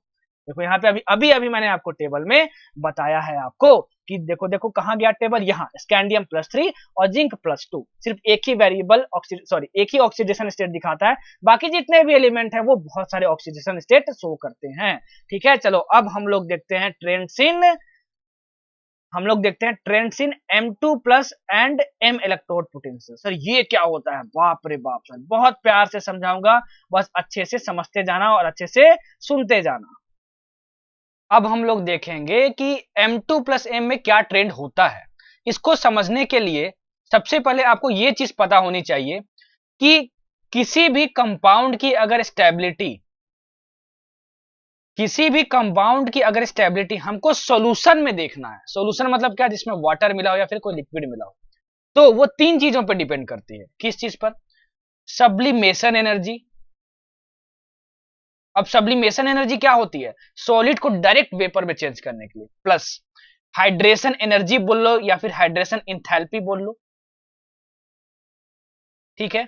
प्लस तुम्हारा क्या हो जाएगा? Plus ionisation enthalpy. ये सारी चीजें थर्मोडायनेमिक्स में आप जरूर पढ़े होंगे। तो इन तीनों का जो सम होता है वो ये डिसाइड करता है ना भाई, वो ये डिसाइड करता है कि कौन सा कंपाउंड कितना ज्यादा स्टेबल होगा सॉल्यूशंस में, और इन तीनों का सम डिसाइड करता है कि इलेक्ट्रोड पोटेंशियल की वैल्यू कितनी होगी। ठीक है, आपको बहुत कम चीजें नीट पॉइंट ऑफ व्यू से याद रखना है, उतना ही बताऊंगा। देखो सबसे पहली बात, एम मेटल है, एम को ट्रांजिशन मेटल है, अगर उसको तुमको M2+ में कन्वर्ट करना है तो उसके लिए स्टैंडर्ड इलेक्ट्रोड पोटेंशियल्स के बारे में आपको पढ़ना है। समझाता हूं क्या क्या आपको नोट करना है। देखो ज्यादा कुछ पढ़ना नहीं है आपको, क्योंकि अगर पढ़ने बैठोगे तो बहुत ज्यादा इरेगुलर ट्रेंड है, वो सारी बस ज्यादा ज्ञान के लिए, एग्जाम पॉइंट ऑफ व्यू से इंपॉर्टेंट नहीं। सबसे पहला point, the unique behaviour of Cu having a positive E- accounts for its inability to liberate H2 from acids. देखो जब स्टैंडर्ड इलेक्ट्रोड पोटेंशियल वैल्यूज निकाली गई M2 कन्वर्ट करने में, तो ये देखा गया कि जितने भी 3D सीरीज, देखो जितनी भी 3D सीरीज में एलिमेंट्स हैं उसमें सबकी स्टैंडर्ड इलेक्ट्रोड पोटेंशियल निगेटिव है, सिर्फ और सिर्फ किसकी पॉजिटिव आई? कॉपर की आई। पूछा गया है एग्जाम्पल्स में, कॉपर की आई। और कॉपर की जो E- वैल्यू होती है, that is standard electrode potential की वैल्यू, वो होती पॉजिटिव होती है, इसीलिए वो एसिड से H2 रिलीज नहीं कर पाता है। वो सिर्फ और सिर्फ जो Cu है oxidizing acid that is HNO3 and H2SO4 के साथ ही रिएक्ट करता है, जिसमें भी एसिड्स जो होते हैं वो रिड्यूस होते हैं। इंपॉर्टेंट पॉइंट है। तो जो E- है वो जो Cu है वो एसिड से क्यों नहीं लिबरेट कर पाता है H2? Because of positive E-, so it accounts for its inability to liberate H2 from acids। ये आपको याद रखना है, ठीक है। ट्रेंड याद रखने की आपको जरूरत नहीं है। अच्छा तो ये पॉजिटिव क्यों होता है सर, ये जरा बता दो, इसका रीजन क्या है? देखो मैंने ये बताया कि जो E0 की वैल्यू होती है स्टैंडर्ड इलेक्ट्रोड पोटेंशियल, ये इन तीनों के सम के बराबर होते हैं और इन तीनों के सम से डिसाइड होती है। अच्छा 3D सीरीज के बाकी जितने भी एलिमेंट्स हैं उनके लिए इन तीनों की वैल्यू जब ऐड करते हो तो वो निगेटिव आती है, लेकिन होता क्या है कि Cu के केस में हाइड्रेशन इंथैल्पी बहुत ज्यादा होता है, बहुत ज्यादा। उस बहुत ज्यादा पॉजिटिव वैल्यू की वजह से जो नेट पॉजिटिव होता है इन तीनों का सम करके वो पॉजिटिव आता है, इसलिए E0 की वैल्यू भी पॉजिटिव आती है। वही दिया है तुम्हारे पास, the energy to transform Cu to Cu2+ is not balanced by its hydration enthalpy. मतलब जो आयनाइजेशन इंथैल्पी होती है वो इसको बैलेंस नहीं कर पाती है, हाइड्रेशन इंथैल्पी बहुत ज्यादा पॉजिटिव होती है कॉपर के केस में, इसीलिए उसकी E0 की वैल्यू पॉजिटिव होती है। ठीक है, समझ में आया? अच्छा अब यहाँ पे दूसरी चीज जो आपको नोट करने वाली है, बहुत थ्योरेटिकल चैप्टर है भाई, ठीक है, बारीकी से एकदम नोट्स बनाना, नहीं तो पगला जाओगे, सही बता रहा हूं, बिल्कुल पगला जाओगे। ठीक है चलो, it is interesting to note that the E- for Mn, Ni and Zn are more negative than the expected from the trend। हुआ क्या कि एक ट्रेंड बनाया गया E0 का, ठीक है ना, एक्सपेरिमेंटल वैल्यूज ले गए, ये सब कुछ करके, ठीक ना, कैलकुलेट वगैरह करके जो भी है उसे एक ट्रेंड बनाया गया ई नॉट का, लेकिन जो ट्रेंड बनाया गया उसमें जो निगेटिव वैल्यू थी Mn की, Ni की और Zn की, अभी मैंने बताया 3D सीरीज में कॉपर के अलावा ई माइनस की वैल्यू सबके लिए निगेटिव होती है, लेकिन जो ट्रेंड से एक्सपेक्ट किया गया था कि इतनी ई माइनस वैल्यू होनी चाहिए, वो Mn, Ni और Zn के केस में क्या हुआ कि और ज्यादा निगेटिव पाया गया। ऐसा क्यों? इसलिए पाया गया, देखो इसलिए पाया गया, ये इंपॉर्टेंट नहीं है, ऐसे ही काट के डाला हुआ है, ठीक है। इसलिए यहां वो छूट गया क्या? हाँ इसलिए, देखो मैं आपको यही समझा देता हूं, ठीक है, देखो यही समझा देता हूं। होता क्या है कि जब तुम Mn को Mn2+ में कन्वर्ट करोगे, मैंगनीज का कितना होता है जरा बताना, तो 25 होता है, तो इसका इलेक्ट्रॉनिक कॉन्फ़िगरेशन लिखो, ये होगा तुम्हारा Ar3d4s2, ठीक है, और यहां पे हो गया 5। अच्छा, जब तुम M2+ में कन्वर्ट करोगे तो ये 0 हो जाएगा, ठीक है, ये 0 हो जाएगा। तो आप देख सकते हो कि 3d5 half filled d orbital आपके पास प्रेजेंट है, तो बहुत ज्यादा स्टेबल होता है, इसलिए ई माइनस वैल्यू उसकी बहुत ज्यादा निगेटिव आती है एक्सपेक्टेड ट्रेंड से। वैसे ही Ni का और Zn का आपको समझा देता हूं, ठीक है। Zn का देखो, जिंक का 30 होता है ना, तो Ar3d10 4s2, ठीक है। तो फिर से यहां से M2+ कन्वर्ट करने में, मतलब Zn2+ कन्वर्ट करने में यहाँ 0 होगा, ठीक है, 2 इलेक्ट्रॉन यहां से हटाना पड़ेगा, तो फिर से यहाँ पे फुली फिल्ड डी ऑर्बिटल है, तो इसकी वैल्यू बहुत ज्यादा निगेटिव होती है, ठीक है ना। ई माइनस एक्सपेक्टेड ट्रेंड से बहुत ज्यादा निगेटिव पाई जाती है। अच्छा, Ni का देखते हैं, Ni का निकेल का कितना होता है, देखो तो निकेल का, देखो अभी यहाँ निकेल का एटॉमिक नंबर आपको याद भी होगा, फिर भी मैं दिखा देता हूं आपको। निकेल का एटॉमिक नंबर भाई देखो, निकेल का यहां पे होता है 3d8 4s2, 3d8 4s2, देखो निकेल का 3d8 4s2, ठीक है। तो उसी तरीके से जैसे मैंने एक्सप्लेन किया आपको कि कहां गया भाई, कि तुम्हारा Mn और Zn का होता है, उसी सेम तरीके से Ni भी क्या होता है, उसकी वैल्यू ई माइनस की वैल्यू एक्सपेक्टेड ट्रेंड से ज्यादा होती है। क्यों होती है? देखो अभी मैंने दिखाया तुमको कि 3d8 4s2 होता है, Ar ऐसे, ठीक है ना, 3d8 4s2 होता है। अच्छा, इतना हमको समझ में आता है। ये किसका होता है? ये निकेल का होता है। ई माइनस की वैल्यू एक्सपेक्टेड ट्रेंड से बहुत ज्यादा निगेटिव होती है Mn और Zn के केस में, fully filled orbital and half filled orbital होने की वजह से। लेकिन निकेल के केस में क्या होता है कि निकेल के केस में जो इसकी हाइड्रेशन इंथैल्पी होती है, हाइड्रेशन इंथैल्पी Na2+ कन्वर्ट करने में वो बहुत ज्यादा निगेटिव होती है, वो बहुत ज्यादा निगेटिव होती है। इसलिए क्या होता है कि ओवरऑल जो ई माइनस होता है वो Ni से Na2+ कन्वर्ट करने में बहुत ज्यादा निगेटिव होती है एक्सपेक्टेड ट्रेंड से। तो अगर आपको Mn और Zn का, सॉरी हाँ, Mn और Zn का पूछे तो क्या हो गया, fully filled and half filled orbital D orbitals के वजह से क्या होती है, ई माइनस वैल्यू बहुत निगेटिव होती है। Ni के केस में किस लिए होती है? Because of very negative hydration enthalpy, ठीक है। समझ में, जो जैसे बता रहा हूं उतना नोट्स में डाल लेना है, तो पक्का पगलाओगे भाई। बहुत बच्चों को समझ ही नहीं आता क्या पढ़े नीट पॉइंट ऑफ व्यू से, क्या नहीं पढ़े। अब चलो देखते हैं M3+ और M2+ में। देखो अच्छा, अभी तक हमारे पास M2+ था आयन, ठीक है ना, मतलब अगर मान लो स्कैंडियम, तो स्कैंडियम को अगर मान लो 2+ में कन्वर्ट करो, Zn है तो मान लो, सॉरी ये नहीं, Zn भी नहीं लेता, मान लो Mn है तो उसको Mn2+ में कन्वर्ट करो। अब इस Mn2+ को Mn3+ में कन्वर्ट करना है, तो देखना है कि क्या होगा, ठीक है। अच्छा, अब एक चीज मैं तुमको बता देता हूं कि स्टैंडर्ड इलेक्ट्रोड पोटेंशियल की जितनी वैल्यू कम होगी, या फिर ये बोल लो कि जितनी ज्यादा निगेटिव वैल्यू होगी, उतनी ही ज्यादा स्टेबिलिटी होगी उस आयन की, मतलब उतनी ज्यादा स्टेबिलिटी होगी M2+ की या फिर M3+ की एक्वस सॉल्यूशन में। लिख लेना इस चीज को, जितनी ज्यादा निगेटिव वैल्यू होगी, ये लिखा हूं मैं, ठीक है। तो एक टेबल बनाया गया एक्सपेरिमेंट करके, उसमें यह देखा गया, सुनना जो जो नोट करना है, कि जो स्कैंडियम होती है उसकी ई माइनस की वैल्यू, ठीक है, क्या होती है, कम होती है। क्या होती है? कम होती है। Low value of for SC, low value for SC मतलब क्या हुआ, वो ई माइनस क्या होता है, निगेटिव में अगर होता है एससी का, ठीक है, तो ई माइनस अगर निगेटिव में है तो लो वैल्यू मतलब क्या, वो निगेटिव वैल्यू ज्यादा, कहने का मतलब क्या हुआ, जैसे -2 मान लो और -3 है, तो लो वैल्यू उसमें से कौन सा, लो वैल्यू ये है, मतलब ज्यादा तुम्हारा क्या हुआ, ज्यादा निगेटिव वैल्यू वाला हुआ। तो ज्यादा निगेटिव वैल्यू हुआ, इसका मतलब क्या हुआ कि लो वैल्यू, लो वैल्यू, तो अगर लो वैल्यू होगा तो उसकी स्टेबिलिटी ज्यादा होगी, ठीक है, स्टेबिलिटी ज्यादा होगी, वही बोल रहा है। The low value for scandium reflect the stability of Sc3+ which has a noble gas configuration, ठीक है, मतलब Sc3+ आयन जो होता है वो ज्यादा स्टेबल होता है एक्वस सॉल्यूशन में। क्यों? क्योंकि उसका जो ई माइनस जो वैल्यू होता है वो कम होता है, मतलब कि बहुत ज्यादा निगेटिव होता है, इसको नोट कर लेना। और ये भी देखा गया कि जब Sc3+ का तुम इलेक्ट्रॉनिक कंफिग्रेशन लिखोगे भाई तो AR21 होता है ना, AR3D2 4s2 3D1, ठीक है। तो जब 3+ बनाओगे तो ये सारे कुछ गायब हो जाएंगे, तो तुम्हारा नोबल गैस कॉन्फ़िगरेशन बचेगा AR का, और वो बहुत ज्यादा स्टेबल होगा। अच्छा, सेकेंड केस देखता हूं Zn का। The highest value for Zn is due to the removal of an electron from the stable D10 configuration of Zn plus। Zn plus 3D series में क्या होता है कि जो E की वैल्यू होती है, E की वैल्यू वो सबसे ज्यादा होती है Zn के लिए।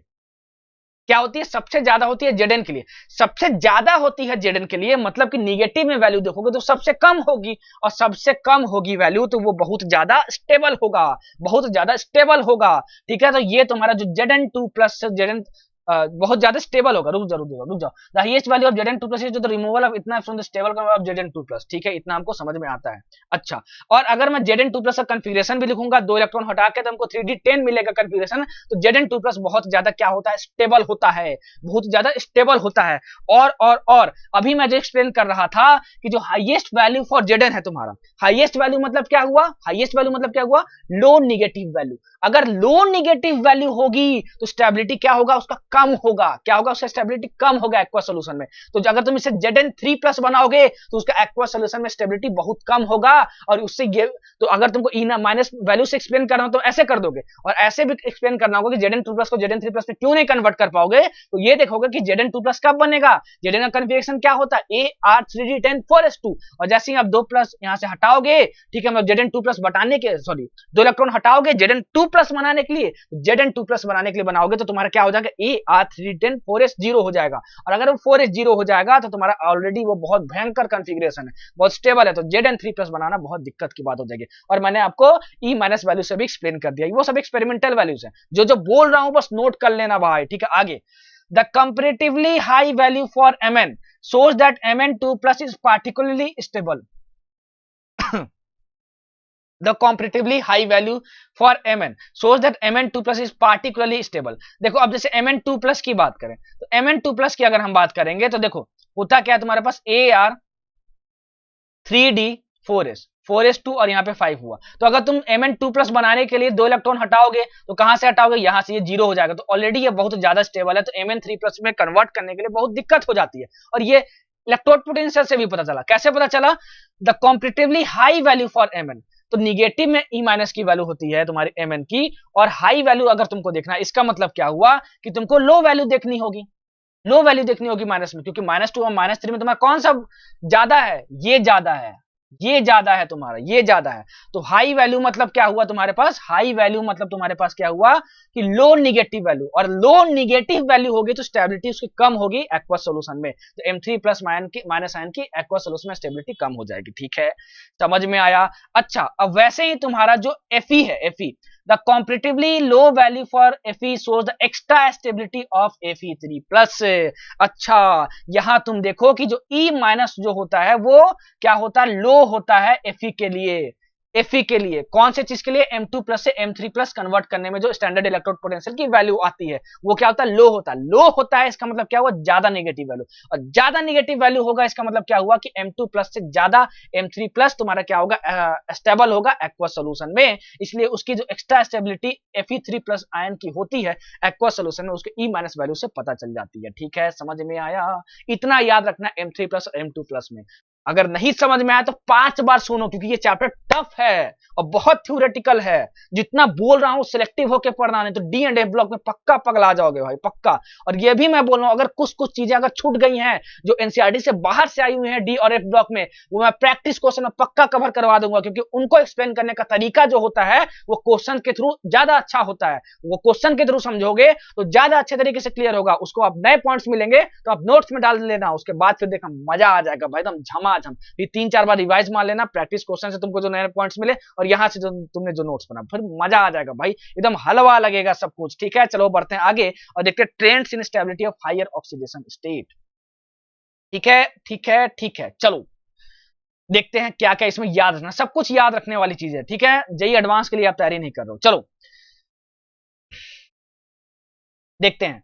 The highest oxidation numbers are achieved in TiX4 tetra halide, halides मतलब का जहां हेलोजन है, एक्स हेलोजन मतलब कि हमारा क्या हुआ, FCl Bri ये सब हुआ, VF5 and CrF6। The +7 state for Mn is not represented in simple halide but MnO3F is known। देखो इसका मतलब क्या हो रहा है, सुनना मैं क्या बोल रहा हूं तुम, ठीक है। इसमें तुम्हारा टिटेनियम क्या होगा, +4 स्टेट होगा, इसमें कितना होगा, +5 होगा, इसमें कितना होगा, +6 होगा, ठीक है ना, +6 होगा, ठीक है। अच्छा, ये तो आपको याद नहीं रखना, ये चीज याद रखनी है, the +7 state for Mn is not represented in simple halide. Sir simple halide का मतलब क्या हुआ, सिंपल हेलाइड का मतलब क्या हुआ कि Mn हो और उसके साथ बस हेलाइड हो। तो अगर Mn के साथ सिर्फ बस हेलाइड हो तो +7 स्टेट देखने को हमको नहीं मिलता है, ठीक है, सिंपल हेलाइड्स में नहीं मिलता है। जैसे मान लो, लेकिन इसमें तुमको मिलेगा MnO3F। तो देखो यहाँ सिंपल हेलाइड नहीं है क्योंकि फ्लोरीन और Mn के अलावा ऑक्सीजन भी है, तो यहाँ इसका ऑक्सीडेशन स्टेट निकाला होगा, तो x -6 है -1 is equal to 0, that is x is equal to +7। मतलब कि एक ऐसा कंपाउंड है तुम्हारा मैंगनीज का जो कि सिंपल हेलाइड नहीं है, जहां पे +7 स्टेट होता है, ठीक है। चलो चलो चलो चलो चलो चलो, अब देखते हैं आगे। हाँ, अब ये point, VF5 is represented only by only by VF5। जो वेनेडियम होता है उसमें V5 प्लस ऑक्सीडेशन स्टेट सिर्फ और सिर्फ फ्लोराइड के साथ ही पाया जाता है, नोट कर लेना, VF5। मतलब अगर तुम आप बोलोगे कि VI5 जो बनेगा वो होगा कि नहीं होगा, इसमें प्लस होगा कि नहीं होगा, ये नहीं हो सकता है, ठीक ना, VF5 ही हो सकता है। इसी में बस उसको क्या मिलता है, +5 का ऑक्सीडेशन स्टेट देखने को मिलता है। इस पॉइंट को नोट कर लेना, ठीक है। चलो अब आगे देखते हैं, चलो हाँ, अब ये पॉइंट बहुत important, all Cu2 halides are known except the iodide. बहुत इंपॉर्टेंट पॉइंट, बहुत important point, except the iodide. मतलब क्या हुआ कि अगर तुम कॉपर के साथ हेलाइड्स बना रहे हो तो हर एक हेलोजन के साथ तुमको 2+ ऑक्सीडेशन स्टेट कॉपर का मिलेगा, सिर्फ और सिर्फ आयोडीन के साथ नहीं मिलेगा। सर आयोडीन के साथ फिर ऐसा खास क्या होता है, जब तुम्हारा कॉपर आयोडाइड आयन के साथ जुड़ता है तो उस आयोडाइड आयन को वो I2 में कन्वर्ट कर देता है, ठीक है ना, वो I- के साथ जुड़ता ही नहीं है, इसलिए तुम्हारा क्या होता है कि आयोडाइड नहीं बनता है। क्या बनता है, आयोडाइड नहीं बनता है, और आयोडाइड बनेगा भी तो कॉपर 2+ स्टेट में नहीं होगा। और तो और जो कॉपर कंपाउंड्स होते हैं Cu+ स्टेट में, Cu+ स्टेट में, वो एक्वस सॉल्यूशन में, वाटर में बहुत ही ज्यादा क्या होते हैं, अनस्टेबल होते हैं। क्यों होते हैं, वो क्या होता है, Cu से अपना Cu2+ में क्या करता है, कन्वर्ट कर लेता है अपने आप को। क्यों कर पाता है, क्योंकि जो हाइड्रेशन एंथैल्पी होती है वो चार्ज पे डिपेंड करती है, तो जितना ज्यादा चार्ज होता है ना भाई, उतनी ज्यादा हाइड्रेशन एंथैल्पी होती है, और जितनी ज्यादा हाइड्रेशन एंथैल्पी होगी वो उतना ही आयन एक्वस सॉल्यूशन में स्टेबल होगा। तो Cu+ पे +1 चार्ज है और Cu2+ पे 2+ चार्ज है, तो वो प्रिफरेबली क्या करता है, Cu+ से Cu2+ में आ जाता है ताकि वो ज्यादा स्टेबल एक्वस सॉल्यूशन में हो पाए। और इस रिएक्शन में क्या होता है, डिस्प्रोपोर्शनेशन होता है। लिख लेना, बहुत इंपॉर्टेंट है, बहुत इंपॉर्टेंट है, ठीक है। जितना इंपॉर्टेंट है उतना ही बताऊंगा, नहीं तो डी ब्लॉक पढ़ने बैठोगे ना तो भाई ऐसे ऐसे करोगे, ठीक है, पागल हो जाओगे भाई, पूरा पागल हो जाओगे, सही बता रहा हूं, बहुत भयंकर चैप्टर है। चलो बढ़ते हैं आगे। अच्छा हाँ देखो, अभी मैं जो बता रहा था वही तो लिखा हुआ है, the stability of Cu2+ rather than C is due to much more negative delage of Cu2+ than this। ठीक है, चलो इतना तो हमको समझ में आता है। अच्छा अच्छा अच्छा अच्छा अच्छा अच्छा अच्छा अच्छा, हाँ इसमें देखते हैं क्या है, the ability of oxygen to stabilize the highest oxidation stage, नहीं important, the highest oxidation number in the oxide, नहीं important, beyond group 7 no higher oxides of Fe are known. ठीक है, ये भी इंपॉर्टेंट नहीं है। beside the ability of oxygen the highest, हाँ ये important, the highest Mn fluoride is MnF4 and whereas the highest oxide is Mn2O7। बहुत important, Mn के साथ जो हाईएस्ट फ्लोराइड बन सकता है और Mn के साथ जो हाईएस्ट ऑक्साइड बन सकता है वो MnF4 है एंड Mn2O7 है। ये नहीं कि MnF7 बन जाए, MnF7 नहीं बन सकता, जो हाईएस्ट फ्लोराइड बन सकता है वो MnF4 बन सकता है। मतलब फ्लोराइड के साथ जो Mn है वो +4 का ही ऑक्सीडेशन स्टेट मैक्सिमम दिखा सकता है, और हाईएस्ट ऑक्साइड जो है, हाईएस्ट ऑक्साइड ये पॉसिबल है तुम्हारा, ठीक है, Mn2O7 है, ये इंपॉर्टेंट है।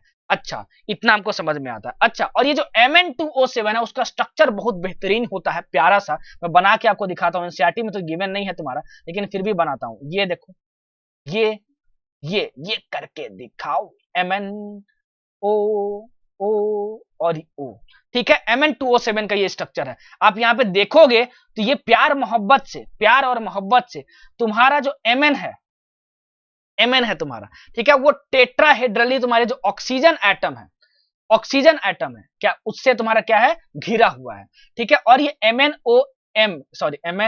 लिखा हूं, MnOMn जो है यहाँ पे देखो ब्रिज बना रहा है, देखो ये ब्रिज बना रहा है। तो Mn2O7 के स्ट्रक्चर में एक ब्रिज पाया जाता है जिसको बोलते हैं MnOMn ब्रिज। और each Mn atom is tetrahedrally surrounded by O, मतलब ऑक्सीजन एटम्स, ठीक है। इंपॉर्टेंट है, नोट कर लेना, बहुत इंपॉर्टेंट पॉइंट है। अच्छा, अब ये भी इंपॉर्टेंट है कि अगर क्वेश्चन में पूछ दिया जाए कि बताओ Ma4 2 माइनस, यहाँ n की जगह 2 रख लो, 3 रख लो, प्लस 1 रख लो, कुछ भी, MO4 2 माइनस अगर टेट्राहेड्रली किसी भी ऑक्सीडेशन स्टेट के साथ प्रेजेंट होना है तो वो किस किस के साथ प्रेजेंट हो सकता है।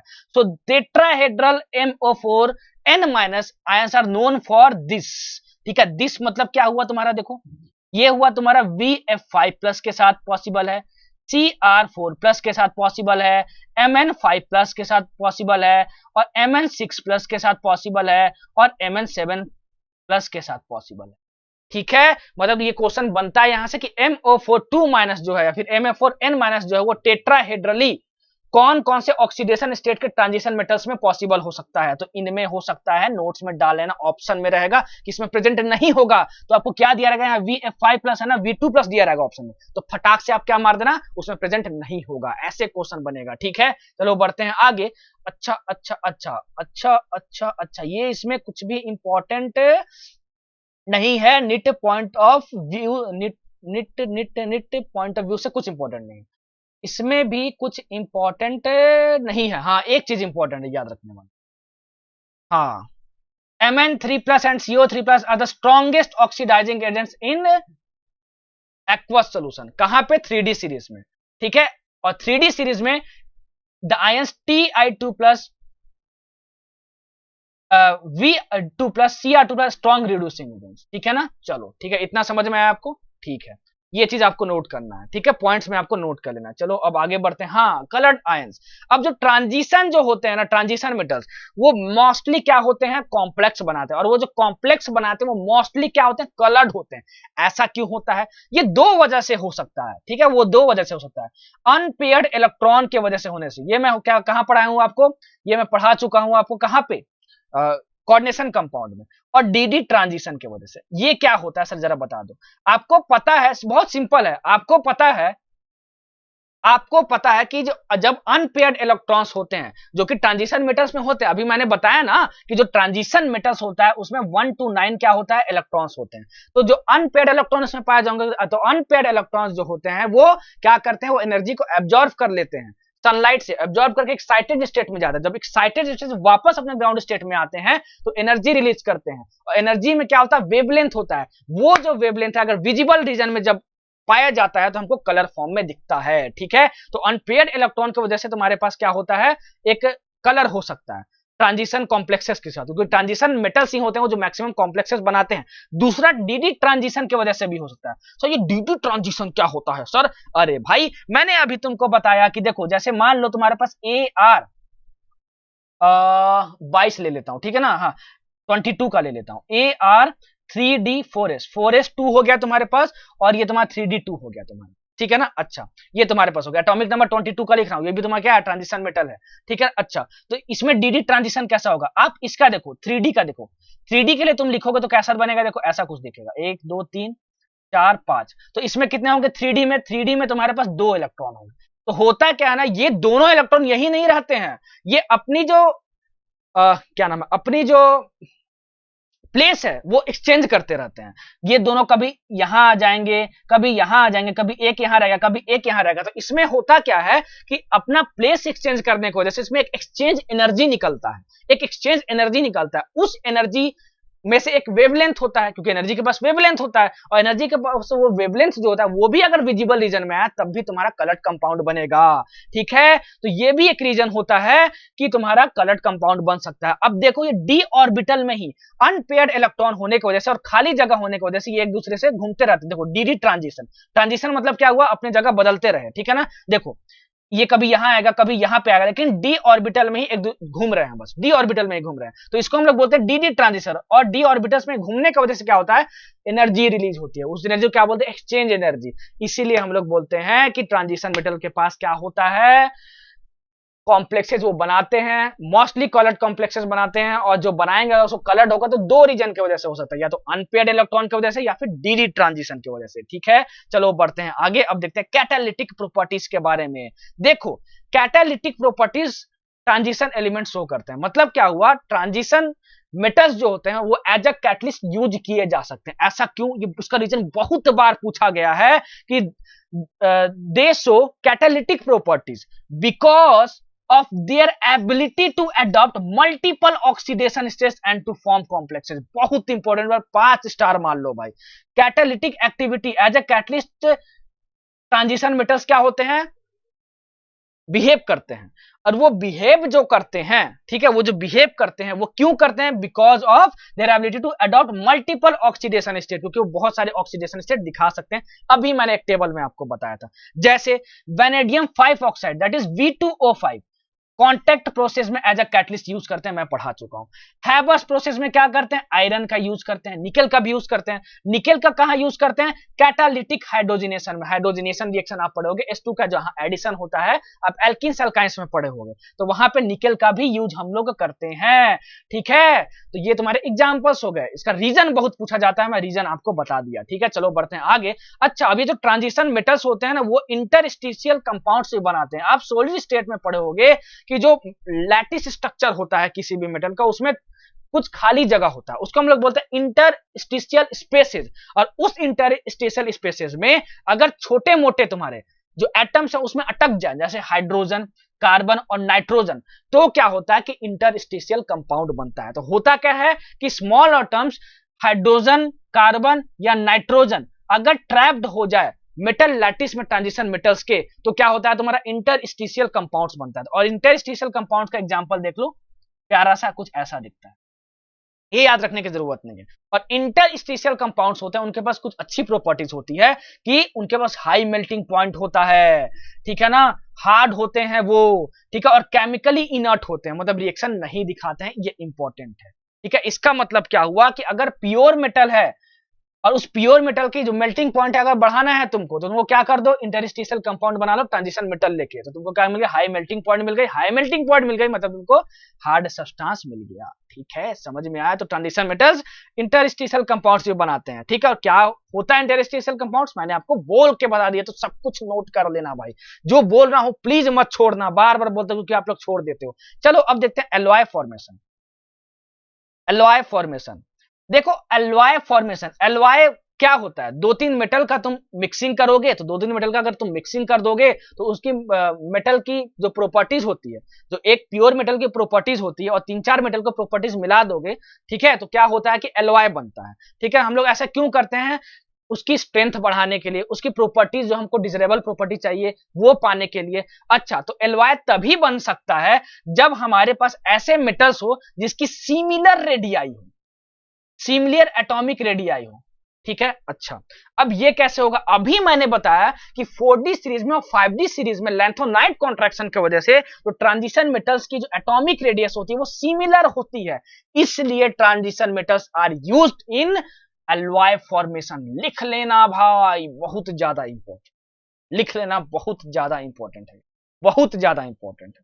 ठीक है, जो रीजन बोला वो बहुत इंपॉर्टेंट है कि ट्रांजिशन मेटल्स क्यों यूज किए जाते हैं, एलॉय बनाने के लिए। ठीक है, चलो चलो अब देखते हैं कुछ इंपॉर्टेंट कंपाउंड्स के बारे में। जो इंपॉर्टेंट है उतना ही पढ़ेंगे, इसमें तो बस नोट्स बनाने वाला काम है। ठीक, हाँ, all the metals except scandium form MO oxides which are ionic. जितने भी ट्रांजिशन मेटल्स होते हैं वो सभी एमओ टाइप के ऑक्साइड बनाते हैं। एम तुम्हारा क्या ट्रांजिशन मेटल है, सिर्फ कौन नहीं बनाता है, स्कैंडियम नहीं बनाता है, नोट कर लेना। ठीक है, चलो बढ़ते हैं आगे, इसमें से कुछ नहीं लिखना है भाई, कुछ नहीं लिखना है। ठीक है, अच्छा, अब इसमें आपको क्या रखना है, इसमें आपको क्या याद रखना है, हाँ, इसमें आपको ये चीज याद रखना है। देखो V2O5 जो होता है वो एम्फोटेरिक होता है, CrO जो होता है वो बेसिक होता है, एंड Cr2O3 जो होता है वो एम्फोटेरिक होता है। मतलब एम्फोटेरिक में क्या क्या एग्जांपल्स याद रखने हैं, V2O5 का और Cr2O3 का, बस और कुछ नहीं याद रखना है। बाकी आपको अगर बाबा बनना है, मतलब एकदम PhD करना है, तो ये सब पढ़ते रहो भाई, हमको तो बस एग्जाम क्रैक करना है। लेस इनपुट देके मैक्सिमम आउटपुट लेना है। बोलो झमाझम। अब पढ़ते हैं हम लोग पोटासियम डाइक्रोमेट के बारे में। पोटासियम डाइक्रोमेट के बारे में देखते हैं। चलो, बहुत इंपॉर्टेंट है भाई पोटासियम डाइक्रोमेट, और अभी KMnO4 के बारे में पढ़ने वाले, बहुत इंपॉर्टेंट है। अच्छा देखो कैसे बनाया जाता है। सबसे पहले डाइक्रोमेट, सबसे पहला रिएक्शन हम लोग करवाते हैं सोडियम कार्बोनेट का। देखो सोडियम कार्बोनेट का O2 के साथ और FeCr2O4 के साथ। क्या ये रिएक्शन याद रखना है? हाँ, आपको ये रिएक्शन याद करना है। ठीक है, हाँ आपको ये रिएक्शन याद रखना है, लेकिन ये सब इसके साथ वैल्यू के साथ नहीं याद, मतलब बैलेंस्ड इक्वेशन याद रखने की जरूरत नहीं है। ठीक है ना। तो सबसे पहले हम लोग Na2CO3 के साथ एक्सेस ऑफ एयर में, मतलब O2 के साथ, और यहाँ पे FeCr2O4 लेके हम लोग क्या कर लेते हैं, हम लोग सबसे पहले बना लेते हैं यहाँ पे ये Na2CrO4 बना लेते हैं। और Na2CrO4 जो तुम्हारा बनता है, सोडियम क्रोमेट बनता है, वो क्या होता है, येलो कलर का होता है। ये क्या होता है, येलो कलर का होता है। उसके बाद हम लोग क्या करते हैं, इसको एक स्ट्रॉन्ग एसिड के साथ रिएक्शन करवाते हैं। H+ कहीं से भी आ सकता है, HNO3 के साथ से भी आ सकता है, और सल्फ्यूरिक एसिड के साथ भी आ सकता है। ठीक है ना। अच्छा, तो ये सल्फ्यूरिक एसिड से मान लो H+ आया है, आपको एनसीईआरटी में तो यही दिया हुआ है। तो होता क्या है, इसके साथ रिएक्शन करके आपको क्या बन जाता है, ऑरेंज सोडियम डाइक्रोमेट। ठीक है ना। देखो ऑरेंज सोडियम डाइक्रोमेट आपको ये मिलता है Na2Cr2O7.2H2O। फिर हम लोग क्या करते हैं, इस 2H2O को हटा देते हैं और हमको Na2Cr2O7 मिल जाता है। ठीक है ना। इसको हम लोग क्या बोलते हैं, सोडियम डाइक्रोमेट बोलते हैं, और ये ऑरेंज कलर का होता है। ये कलर सब इंपॉर्टेंट है, याद रखना। सोडियम जो क्रोमेट बना था तुम्हारा, ये क्या था, येलो कलर का था, ये क्या होगा, ऑरेंज कलर का होगा। ठीक है, येलो से ऑरेंज हुआ। अब क्या होता है कि जो सोडियम डाइक्रोमेट होता है, ये सोडियम डाइक्रोमेट है, उसका रिएक्शन हम लोग KCl से करवा देते हैं और हमको मिल जाता है K2Cr2O7। K2Cr2O7 हमको यही तो चाहिए था, पोटेशियम डाइक्रोमेट।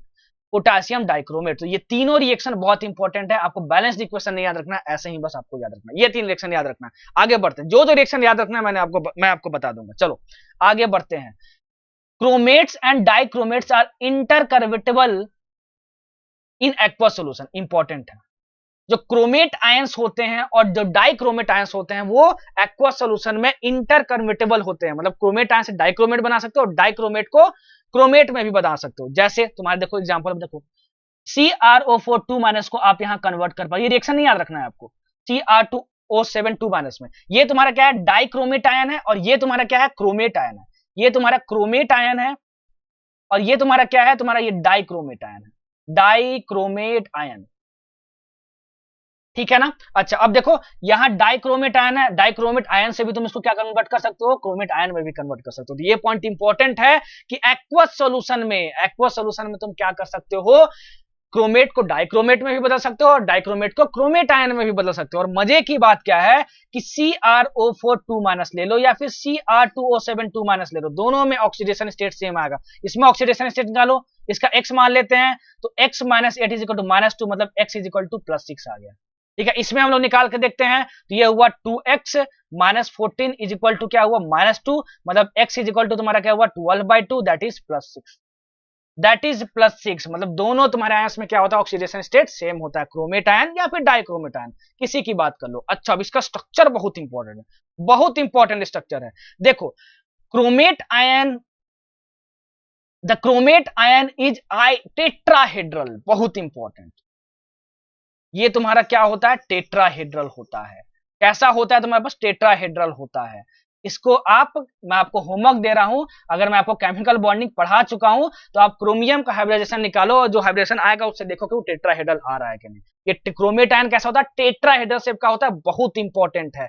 और डाइक्रोमेट जो आयन जो है उसका स्ट्रक्चर ऐसा होता है। तो सर ये स्ट्रक्चर याद रखना है क्या, बिल्कुल याद रखना है, बहुत इंपॉर्टेंट है। और खासकर ये एंगल याद रखना है आपको कि डाइक्रोमेट आयन में जो CrO जो एंगल होता है वो 126 डिग्री होता है, बहुत ज्यादा इंपॉर्टेंट, बहुत ज्यादा इंपॉर्टेंट। और ये जो CrO बॉन्ड लेंथ है और ये जो CrO बॉन्ड लेंथ है, देखो दोनों डिफरेंट होता है, वैल्यूज याद नहीं रखनी है, डिफरेंट होता है। ये 179 pm है, ये 163 pm है, तो डिफरेंट वैल्यूज होता है। ये तो बहुत इंपॉर्टेंट है एंगल, CrO एंगल। ठीक है। तो सी क्रोमेट आयन क्या होता है, टेट्राहेड्रल होता है, ये आपको याद रखना है। डाइक्रोमेट आयन तुम्हारा क्या होता है, डाइक्रोमेट आयन तुम्हारा क्या होता है, ये शेप आपको याद रखना है, जिसमें कि CrOCr जो एंगल होता है वो क्या था, 126 डिग्री होता है। ठीक है, चलो अब तुम्हारा क्या हुआ, सोडियम एंड पोटासियम डाइक्रोमेट्स, मतलब NaCr सॉरी जो पोटासियम डाइक्रोमेट होता है, मतलब तुम्हारा K2Cr2O7 पोटासियम डाइक्रोमेट। ठीक है, ये तो पोटासियम डाइक्रोमेट जो तुम्हारा होता है, अरे वही तो अभी बता रहा हूं पोटासियम डाइक्रोमेट के बारे में। पोटासियम डाइक्रोमेट होता है वो क्या होता है, एक स्ट्रॉन्ग ऑक्सीडाइजिंग होता एजेंट होता है। क्या होता है, स्ट्रॉन्ग ऑक्सीडाइजिंग एजेंट होता है। ठीक है ना। और उसका सोडियम जो सॉल्ट होता है वो क्या होता है, उसकी सॉल्युबिलिटी वाटर में बहुत ज्यादा होती है। और तो और पोटासियम डाइक्रोमेट का दैट इज K2Cr2O7 का हम लोग वॉल्यूमेट्रिक एनालिसिस में भी यूज करते हैं। ये सब बहुत इंपॉर्टेंट है, सब बस प्रॉपर्टी आपको याद रखना है। ठीक है, और कुछ भी नहीं। अच्छा, और क्या याद रखना है कि जो एसिडिफाइड पोटासियम डाइक्रोमेट होता है, मतलब कि एसिड के साथ अगर पोटासियम डाइक्रोमेट का तुम यूज करोगे तो वो आई माइनस को मतलब आयोडाइड्स को आयोडीन में कन्वर्ट करता है, सल्फाइड्स को सल्फर में कन्वर्ट करता है, टिन को Sn2 प्लस को Sn4 प्लस में कन्वर्ट करता है। ठीक है ना। आयरन को Fe2 प्लस को किस में कन्वर्ट कर देता है, Fe3 प्लस में कन्वर्ट करना है। बस इतना याद रखना है, रिएक्शन याद नहीं रखना, किस चीज को किस में कन्वर्ट कर देता है एसिडिफाइड पोटासियम डाइक्रोमेट, आपको बस ये याद रखना है। ठीक है, बस। अब पढ़ते हैं KMnO4 के बारे में। देखो कुछ रिएक्शंस आपको KMnO4 और K2Cr2O7 के आपको एनसीईआरटी में नहीं मिलेंगे, लेकिन प्रीवियस ईयर में पूछे गए हैं आपसे, तो वो मैं क्वेश्चन की तरह आपको कवर करवा दूंगा। वो उसी समय रिएक्शन भी बता दूंगा और बता दूंगा देखो ये एनसीईआरटी से क्वेश्चन नहीं था, ये एनसीईआरटी में रिएक्शन नहीं था। तो आप प्लीज प्रैक्टिस क्वेश्चन जरूर देखना, मैं बार बार बोल रहा हूं, तभी आपका D&F ब्लॉक पूरा अच्छे तरीके से कंप्लीट होगा और पूरा अच्छे तरीके से नोट्स बनेगा। नहीं तो आधा अधूरा नोट बनेगा, आप फिर बोलोगे आप सर एग्जाम में क्वेश्चन बनाए नहीं, आप क्या पढ़ा दिए थे सर, तो इसमें आपकी गलती होगी। इसलिए मैं बार बार रिपीट कर रहा हूं कि प्लीज प्रैक्टिस क्वेश्चन देखना, वहां आपको जरूर नए पॉइंट्स मिलने वाले हैं। ठीक है, चलो, क्योंकि बहुत सारे रिएक्शन एनसीईआरटी में नहीं दिए हैं जो पूछे हुए हैं प्रीवियस ईयर में और बार बार वही रिपीट होते हैं, तो उनको बताना भी इंपॉर्टेंट है। वो हम practice question that is pushup series में करवा दूंगा। चलो अब पढ़ते हैं KMnO4 के बारे में।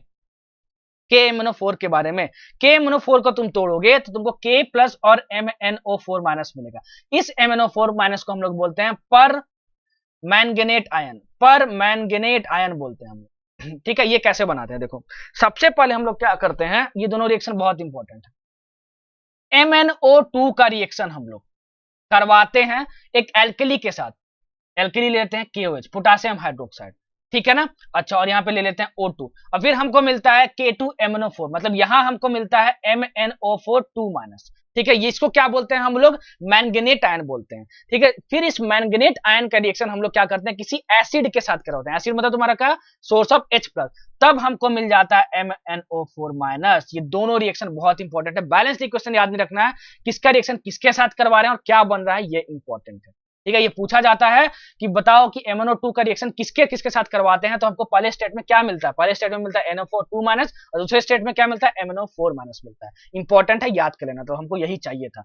कॉमर्शियली इसको कैसे प्रिपेयर करते हैं, कॉमर्शियली मतलब इंडस्ट्रीज में इसको कैसे प्रिपेयर करते हैं, हम लोग क्या करते हैं कि MnO2 को फ्यूज करवा देते हैं, मतलब KOH के साथ रखते हैं और एक स्ट्रॉन्ग क्या करते हैं, ऑक्सीडाइजिंग एजेंट लेते हैं, फॉर एग्जांपल KNO3, और इसको ऑक्सीजन में रखते हैं in the presence of oxygen. तो ये किस में होता है कन्वर्ट, MnO4 2 माइनस में कन्वर्ट हो जाता है। ठीक है, और जब ये NO4 2 माइनस में कन्वर्ट हो जाता है तो इसको हम लोग क्या करते हैं, इसको हम लोग इलेक्ट्रोलिटिक ऑक्सीडेशन करवा देते हैं इन अल्कलाइन सॉल्यूशन, तो हमको मिल जाता है परमैंगनेट आयन। बहुत इंपॉर्टेंट है, डायरेक्ट पूछा जाता है। Commercially it is prepared by the alkaline oxidative fusion of MnO2 followed by the electrolytic oxidation of manganate 4, manganate 4। ठीक है, मैंगनेट 4। ठीक है, बहुत इंपॉर्टेंट लाइन है, ये डायरेक्ट आपको लिखा जाएगा, direct commercially MnO4 minus is prepared by, option में क्या रहेगा, alkaline oxidative fusion of MnO2 followed by electrolytic oxidation of manganate. और वो रिएक्शंस क्या क्या है, ये दोनों है, मैं बता दिया आपको। ठीक है, और ये क्वेश्चन बहुत बार पूछा भी जा चुका है। चलो बढ़ते हैं आगे, आगे हम लोग देखेंगे, आगे हम लोग देखेंगे। अच्छा,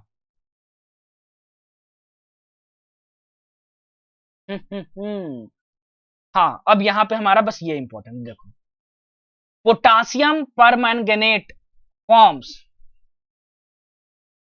मतलब KMnO4 dark purple almost black crystals which are isostructural with those of KClO4। जो पोटासियम परमैंगनेट होता है जैसे KMnO4 होता है वो क्रिस्टल फॉर्म में क्या होता है, कैसे कलर का होता है, डार्क पर्पल या फिर लगभग उसको ब्लैक बोल लो, ठीक है। और इसका जो सॉल्ट होता है that is not very soluble in water, मतलब कि बहुत कम सोलुबल होता है। याद करो K2Cr2O7 का जो सॉल्ट होता था वो क्या होता था, वो बहुत ज्यादा वाटर में सोलुबल होता था, ठीक है। अच्छा, अगर तुम इसको हीट करोगे किसको, KMnO4 को, पोटासियम परमैंगनेट को, तो वो किसमें कन्वर्ट हो जाता है, K2MnO4 में, और क्या कह देता है, MnO2 एंड O2 भी साथ में देता है। बहुत इंपॉर्टेंट रिएक्शन है भाई। जब तू KMnO4 को हीट करोगे तो क्या क्या आपको मिलता है, ठीक है ना। कितने पे हीट करोगे तो 513 केल्विन में हीट करोगे। टेम्परेचर याद रखना है क्या, नहीं याद रखना है आपको। अब आपको बस याद रखना है इसके products K2MnO4, MnO2 and O2 पूछा जाता है, ठीक है। अच्छा, अब इसके दो प्रॉपर्टीज जो होते हैं वो बहुत ज्यादा इंटरेस्ट के होते हैं जो आपको याद रखने हैं। पहला प्रॉपर्टी, इसका कलर बहुत इंटेंस होता है, वो बहुत ज्यादा डार्क पर्पल कलर के उसके क्रिस्टल्स होते हैं, बहुत ज्यादा डार्क पर्पल होते हैं, इंटेंस कलर। और it's weak temperature dependent paramagnetism, ठीक है ना। उसका जो पैरामैग्नेटिज्म होता है वो बहुत ही कम होता है। क्या होता है, बहुत ही कम होता है। ये नोट कर लेना भाई, ठीक है। अच्छा, the manganate and paramagnet ions are tetrahedral. देखो मैंगनेट आयन तुम्हारा कहां है, ये है, ये तुम्हारा क्या है, MnO4 2 माइनस है, ठीक है। और ये तुम्हारा क्या है, MnO4 माइनस है। दोनों टेट्राहेड्रल होते हैं। क्या होते हैं, दोनों टेट्राहेड्रल होते हैं। लेकिन जो MnO4 2 माइनस होता है वो ग्रीन कलर का होता है, और जो MnO4 माइनस होता है वो क्या होता है, वो पर्पल का होता है, पर्पल, डार्क पर्पल होता है, ठीक है। अच्छा, ये जो ग्रीन परमैंगनेट है, मतलब कि तुम्हारा मैंगनेट जो आयन है वो क्या होता है, वो तुम्हारा होता है पैरामैग्नेटिक। बहुत इंपॉर्टेंट है, सब कुछ लिख लेना। और जो तुम्हारा परमैंगनेट आयन है ये तुम्हारा होता है डाईमैग्नेटिक। क्या होता है तुम्हारे पास, diamagnetic. The green manganate is paramagnetic, ठीक है, विद वन अनपेयर्ड इलेक्ट्रॉन। इसमें कितने होते हैं, एक वन अनपेयर्ड इलेक्ट्रॉन्स होते हैं, वन अनपेयर्ड इलेक्ट्रॉन होते हैं, नोट कर लेना। ये क्या होता है, अनपेयर्ड। सब कुछ याद रखने वाली चीजें नोट्स में, ठीक है ना। अच्छा, क्योंकि ये पैरामैग्नेटिक होता है। अच्छा, और but the permanganate ion is diamagnetic, ठीक है। ये परमैंगनेट होता है वो डाईमैग्नेटिक होता है, मतलब इसके सारे भी जो इलेक्ट्रॉन्स होते हैं वो पेयर्ड होते हैं। अब ये बहुत बार पूछा गया है कि ये टेट्राहेड्रल होते हैं, उनकी बॉन्डिंग कैसी होती है। The pi bonding takes place by overlap of p orbitals of oxygen with d orbitals of manganese। जाहिर सी बात है, पाई बॉन्डिंग अगर हो रही है तो p orbitals इन्वॉल्व होंगे ही होंगे, ये केमिकल बॉन्डिंग में पढ़ाया हूं। और मैंगनीज तुम्हारा क्या है, वो एक ट्रांजिशन मेटल है, और ट्रांजिशन मेटल में जो d orbitals होते हैं वो पार्टिसिपेट कर सकते हैं बॉन्डिंग में। तो जो तुम्हारा परमैंगनेट आयन बनता है और मैंगनेट आयन बनता है वो कैसे बनता है, पाई बॉन्डिंग यहां होता है। देखो ये पाई तुम्हारा पाई बॉन्ड्स है, पाई बॉन्ड्स है कि नहीं, पाई बॉन्डिंग से बनता है। और कौन कौन से ऑर्बिटल के मिक्सिंग से, p ऑर्बिटल ऑक्सीजन का और d ऑर्बिटल मैंगनीज के मिलने से। बहुत बार पूछा गया, इंपॉर्टेंट है, ठीक है। चलो बढ़ते हैं आगे, चलो बढ़ते हैं आगे। हाँ, अब ये रिएक्शन इंपॉर्टेंट है। ये रिएक्शन कि जो एसिडिफाइड परमैंगनेट आयन होता है, मतलब तुम्हारा क्या हुआ कि KMnO4 को तुम क्या करोगे, एसिडिफाइड, मतलब थोड़ा सा एसिड मिक्स करके अगर तुम उसको यूज करोगे तो वो ऑक्सलेट्स को, देखो ये तुम्हारा ऑक्सलेट्स, ये ऑक्सलेट आयन है, उसको किसमें ऑक्सीडाइज कर देता है, कार्बन डाइऑक्साइड में ऑक्सीडाइज कर देता है। Fe2+ को किसमें कर देता है, Fe3+ में कर देता है, ठीक है। इंपॉर्टेंट है, चलो बस इसमें इतना ही इंपॉर्टेंट है। हाँ, और I- को I2 में ऑक्सीडाइज कर देता है। चलो इतना इंपॉर्टेंट हो गया। अब देखते हैं हम लोग आगे, इसमें कुछ भी इंपॉर्टेंट नहीं है, ठीक है। हाँ, अब यहाँ इंपॉर्टेंट रिएक्शन के बारे में, कौन कौन से रिएक्शन इंपॉर्टेंट होते हैं KMnO4 में। तो अगर KMnO4 का एसिड सॉल्यूशंस में, मतलब एसिडिक मीडियम में अगर बात किया जाए कि कौन कौन से इंपॉर्टेंट रिएक्शन है, तो फर्स्ट रिएक्शन ए इंपॉर्टेंट है और ये बी इंपॉर्टेंट, ए इंपॉर्टेंट है और बी इंपॉर्टेंट है और सी इंपॉर्टेंट है। ये तीनों आपको रिएक्शंस आपको याद ही रखने हैं। ये और ये वाला रिएक्शन। इस रिएक्शन में क्या हो रहा है कि इस रिएक्शन में अगर तुम KMnO4 एसिडिक सॉल्यूशन में लेते हो, मतलब KMnO4 से तुम्हारा MnO4 माइनस आया और एसिड से तुम्हारा क्या H+ आया, तो वो Fe2+ को जो ग्रीन कलर का होता है वो किसमें उसको कन्वर्ट कर देता है, Fe3+ में। और Fe3+ का कलर कैसा होता है, येलो होता है। ये आपसे पूछा जाता है, ये पूरा याद रखना है आपको, लेकिन बैलेंस्ड केमिकल इक्वेशन के साथ भी याद रखना है, ये इंपॉर्टेंट। ये दोनों रिएक्शन जो है वो तुमको बैलेंस्ड केमिकल इक्वेशन के साथ याद रखना। तो इसमें तो रखना है, इसमें मैं क्या ही समझाऊं। अच्छा, सबसे ज्यादा ये जो 3 रिएक्शन मैं तुमको बताया हूं उसमें सबसे ज्यादा, मतलब 99% जो चांसेस है वो यही, ये सी जो है वहां से पूछा जाता है, ऑक्सलेट आयन का रिएक्शन, ठीक है ना। ऑक्सलेट आयन का रिएक्शन, ऑक्सलेट आयन का रिएक्शन मतलब C2O4 2 माइनस तुम्हारा क्या होता है, वो क्या होता है, ऑक्सलेट आयन होता है।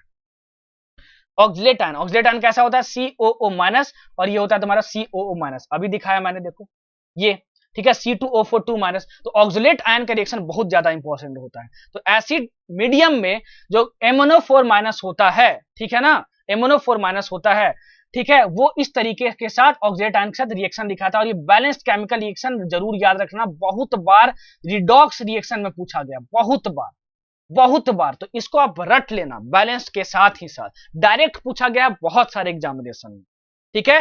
क्या क्या प्रोडक्ट बन रहा है और बैलेंस केमिकल इक्वेशन कैसा है, सब कुछ आपको इसमें याद करना है, ठीक है। ये नहीं इंपॉर्टेंट, ये नहीं इंपॉर्टेंट, ये नहीं इंपॉर्टेंट। और अगर KMnO4 को तुम लोग न्यूट्रल या फिर अल्कलाइन मीडियम में यूज करते हो तो सिर्फ एक रिएक्शन आपको याद रखना है, ये वाला, और कुछ नहीं। यही एक बस नोटेबल रिएक्शन है। क्या क्या याद रखना है, बैलेंस्ड केमिकल इक्वेशन याद रखना है, और क्या क्या प्रोडक्ट बन रहा है वो भी आपको याद रखना है। तो इस रिएक्शन को आप याद कर लो अच्छे तरीके से। इसमें एक ही याद रखना है, ठीक है, इसमें ये तीन नहीं याद रखना था, इसमें ये दोनों याद नहीं रखना। अब हो गया तुम्हारा डी ब्लॉक एलिमेंट कंप्लीट। कुछ रिएक्शन जो है वो आउट ऑफ एनसीईआरटी पूछे गए हैं और वही बार बार नीट में रिपीट होते हैं। तो इसके बाद मैं पुशअप सीरीज करवाने वाला हूं, दैट इज प्रैक्टिस करवाने वाला हूं क्वेश्चन की। मैं क्वेश्चन के थ्रू ही आपको वहां पे जो भी नए कॉन्सेप्ट्स आउट ऑफ एनसीईआरटी के हैं मैं आपको एक्सप्लेन कर दूंगा। तो प्लीज प्लीज प्लीज आप प्रैक्टिस क्वेश्चन सीरीज जरूर देखना, आपको वहां नए पॉइंट्स मिलेंगे और उसको नोट्स में डाल लेना, तभी आपका डी एंड एफ अच्छे से कंप्लीट होगा, ठीक है। तो आप जरूर देखना पुशअप सीरीज, आपको वहां पे क्वेश्चन का अप्रोच भी सीखने को मिलेगा और आपको नए पॉइंट्स भी मिलेंगे, ठीक है। तो चलो, वीडियो अगर पसंद आई हो तो वीडियो को लाइक कर दो, नहीं पसंद आई तो डिसलाइक कर दो, बताओ क्यों नहीं पसंद आई, ताकि मैं इंप्रूव कर सकूं। और मेहनत करते रहो, अगर मेहनत करते रहोगे तो जरूर इंप्रूव करोगे और पक्का सक्सेस की तरफ जाओगे और पक्का सक्सेस मिलेगी भी। तो फिर टट्टा बाय बाय, टेक केयर, मिलते हैं फिर अगले लेक्चर में, दैट इज पुशअप सीरीज और practice questions of D block elements में।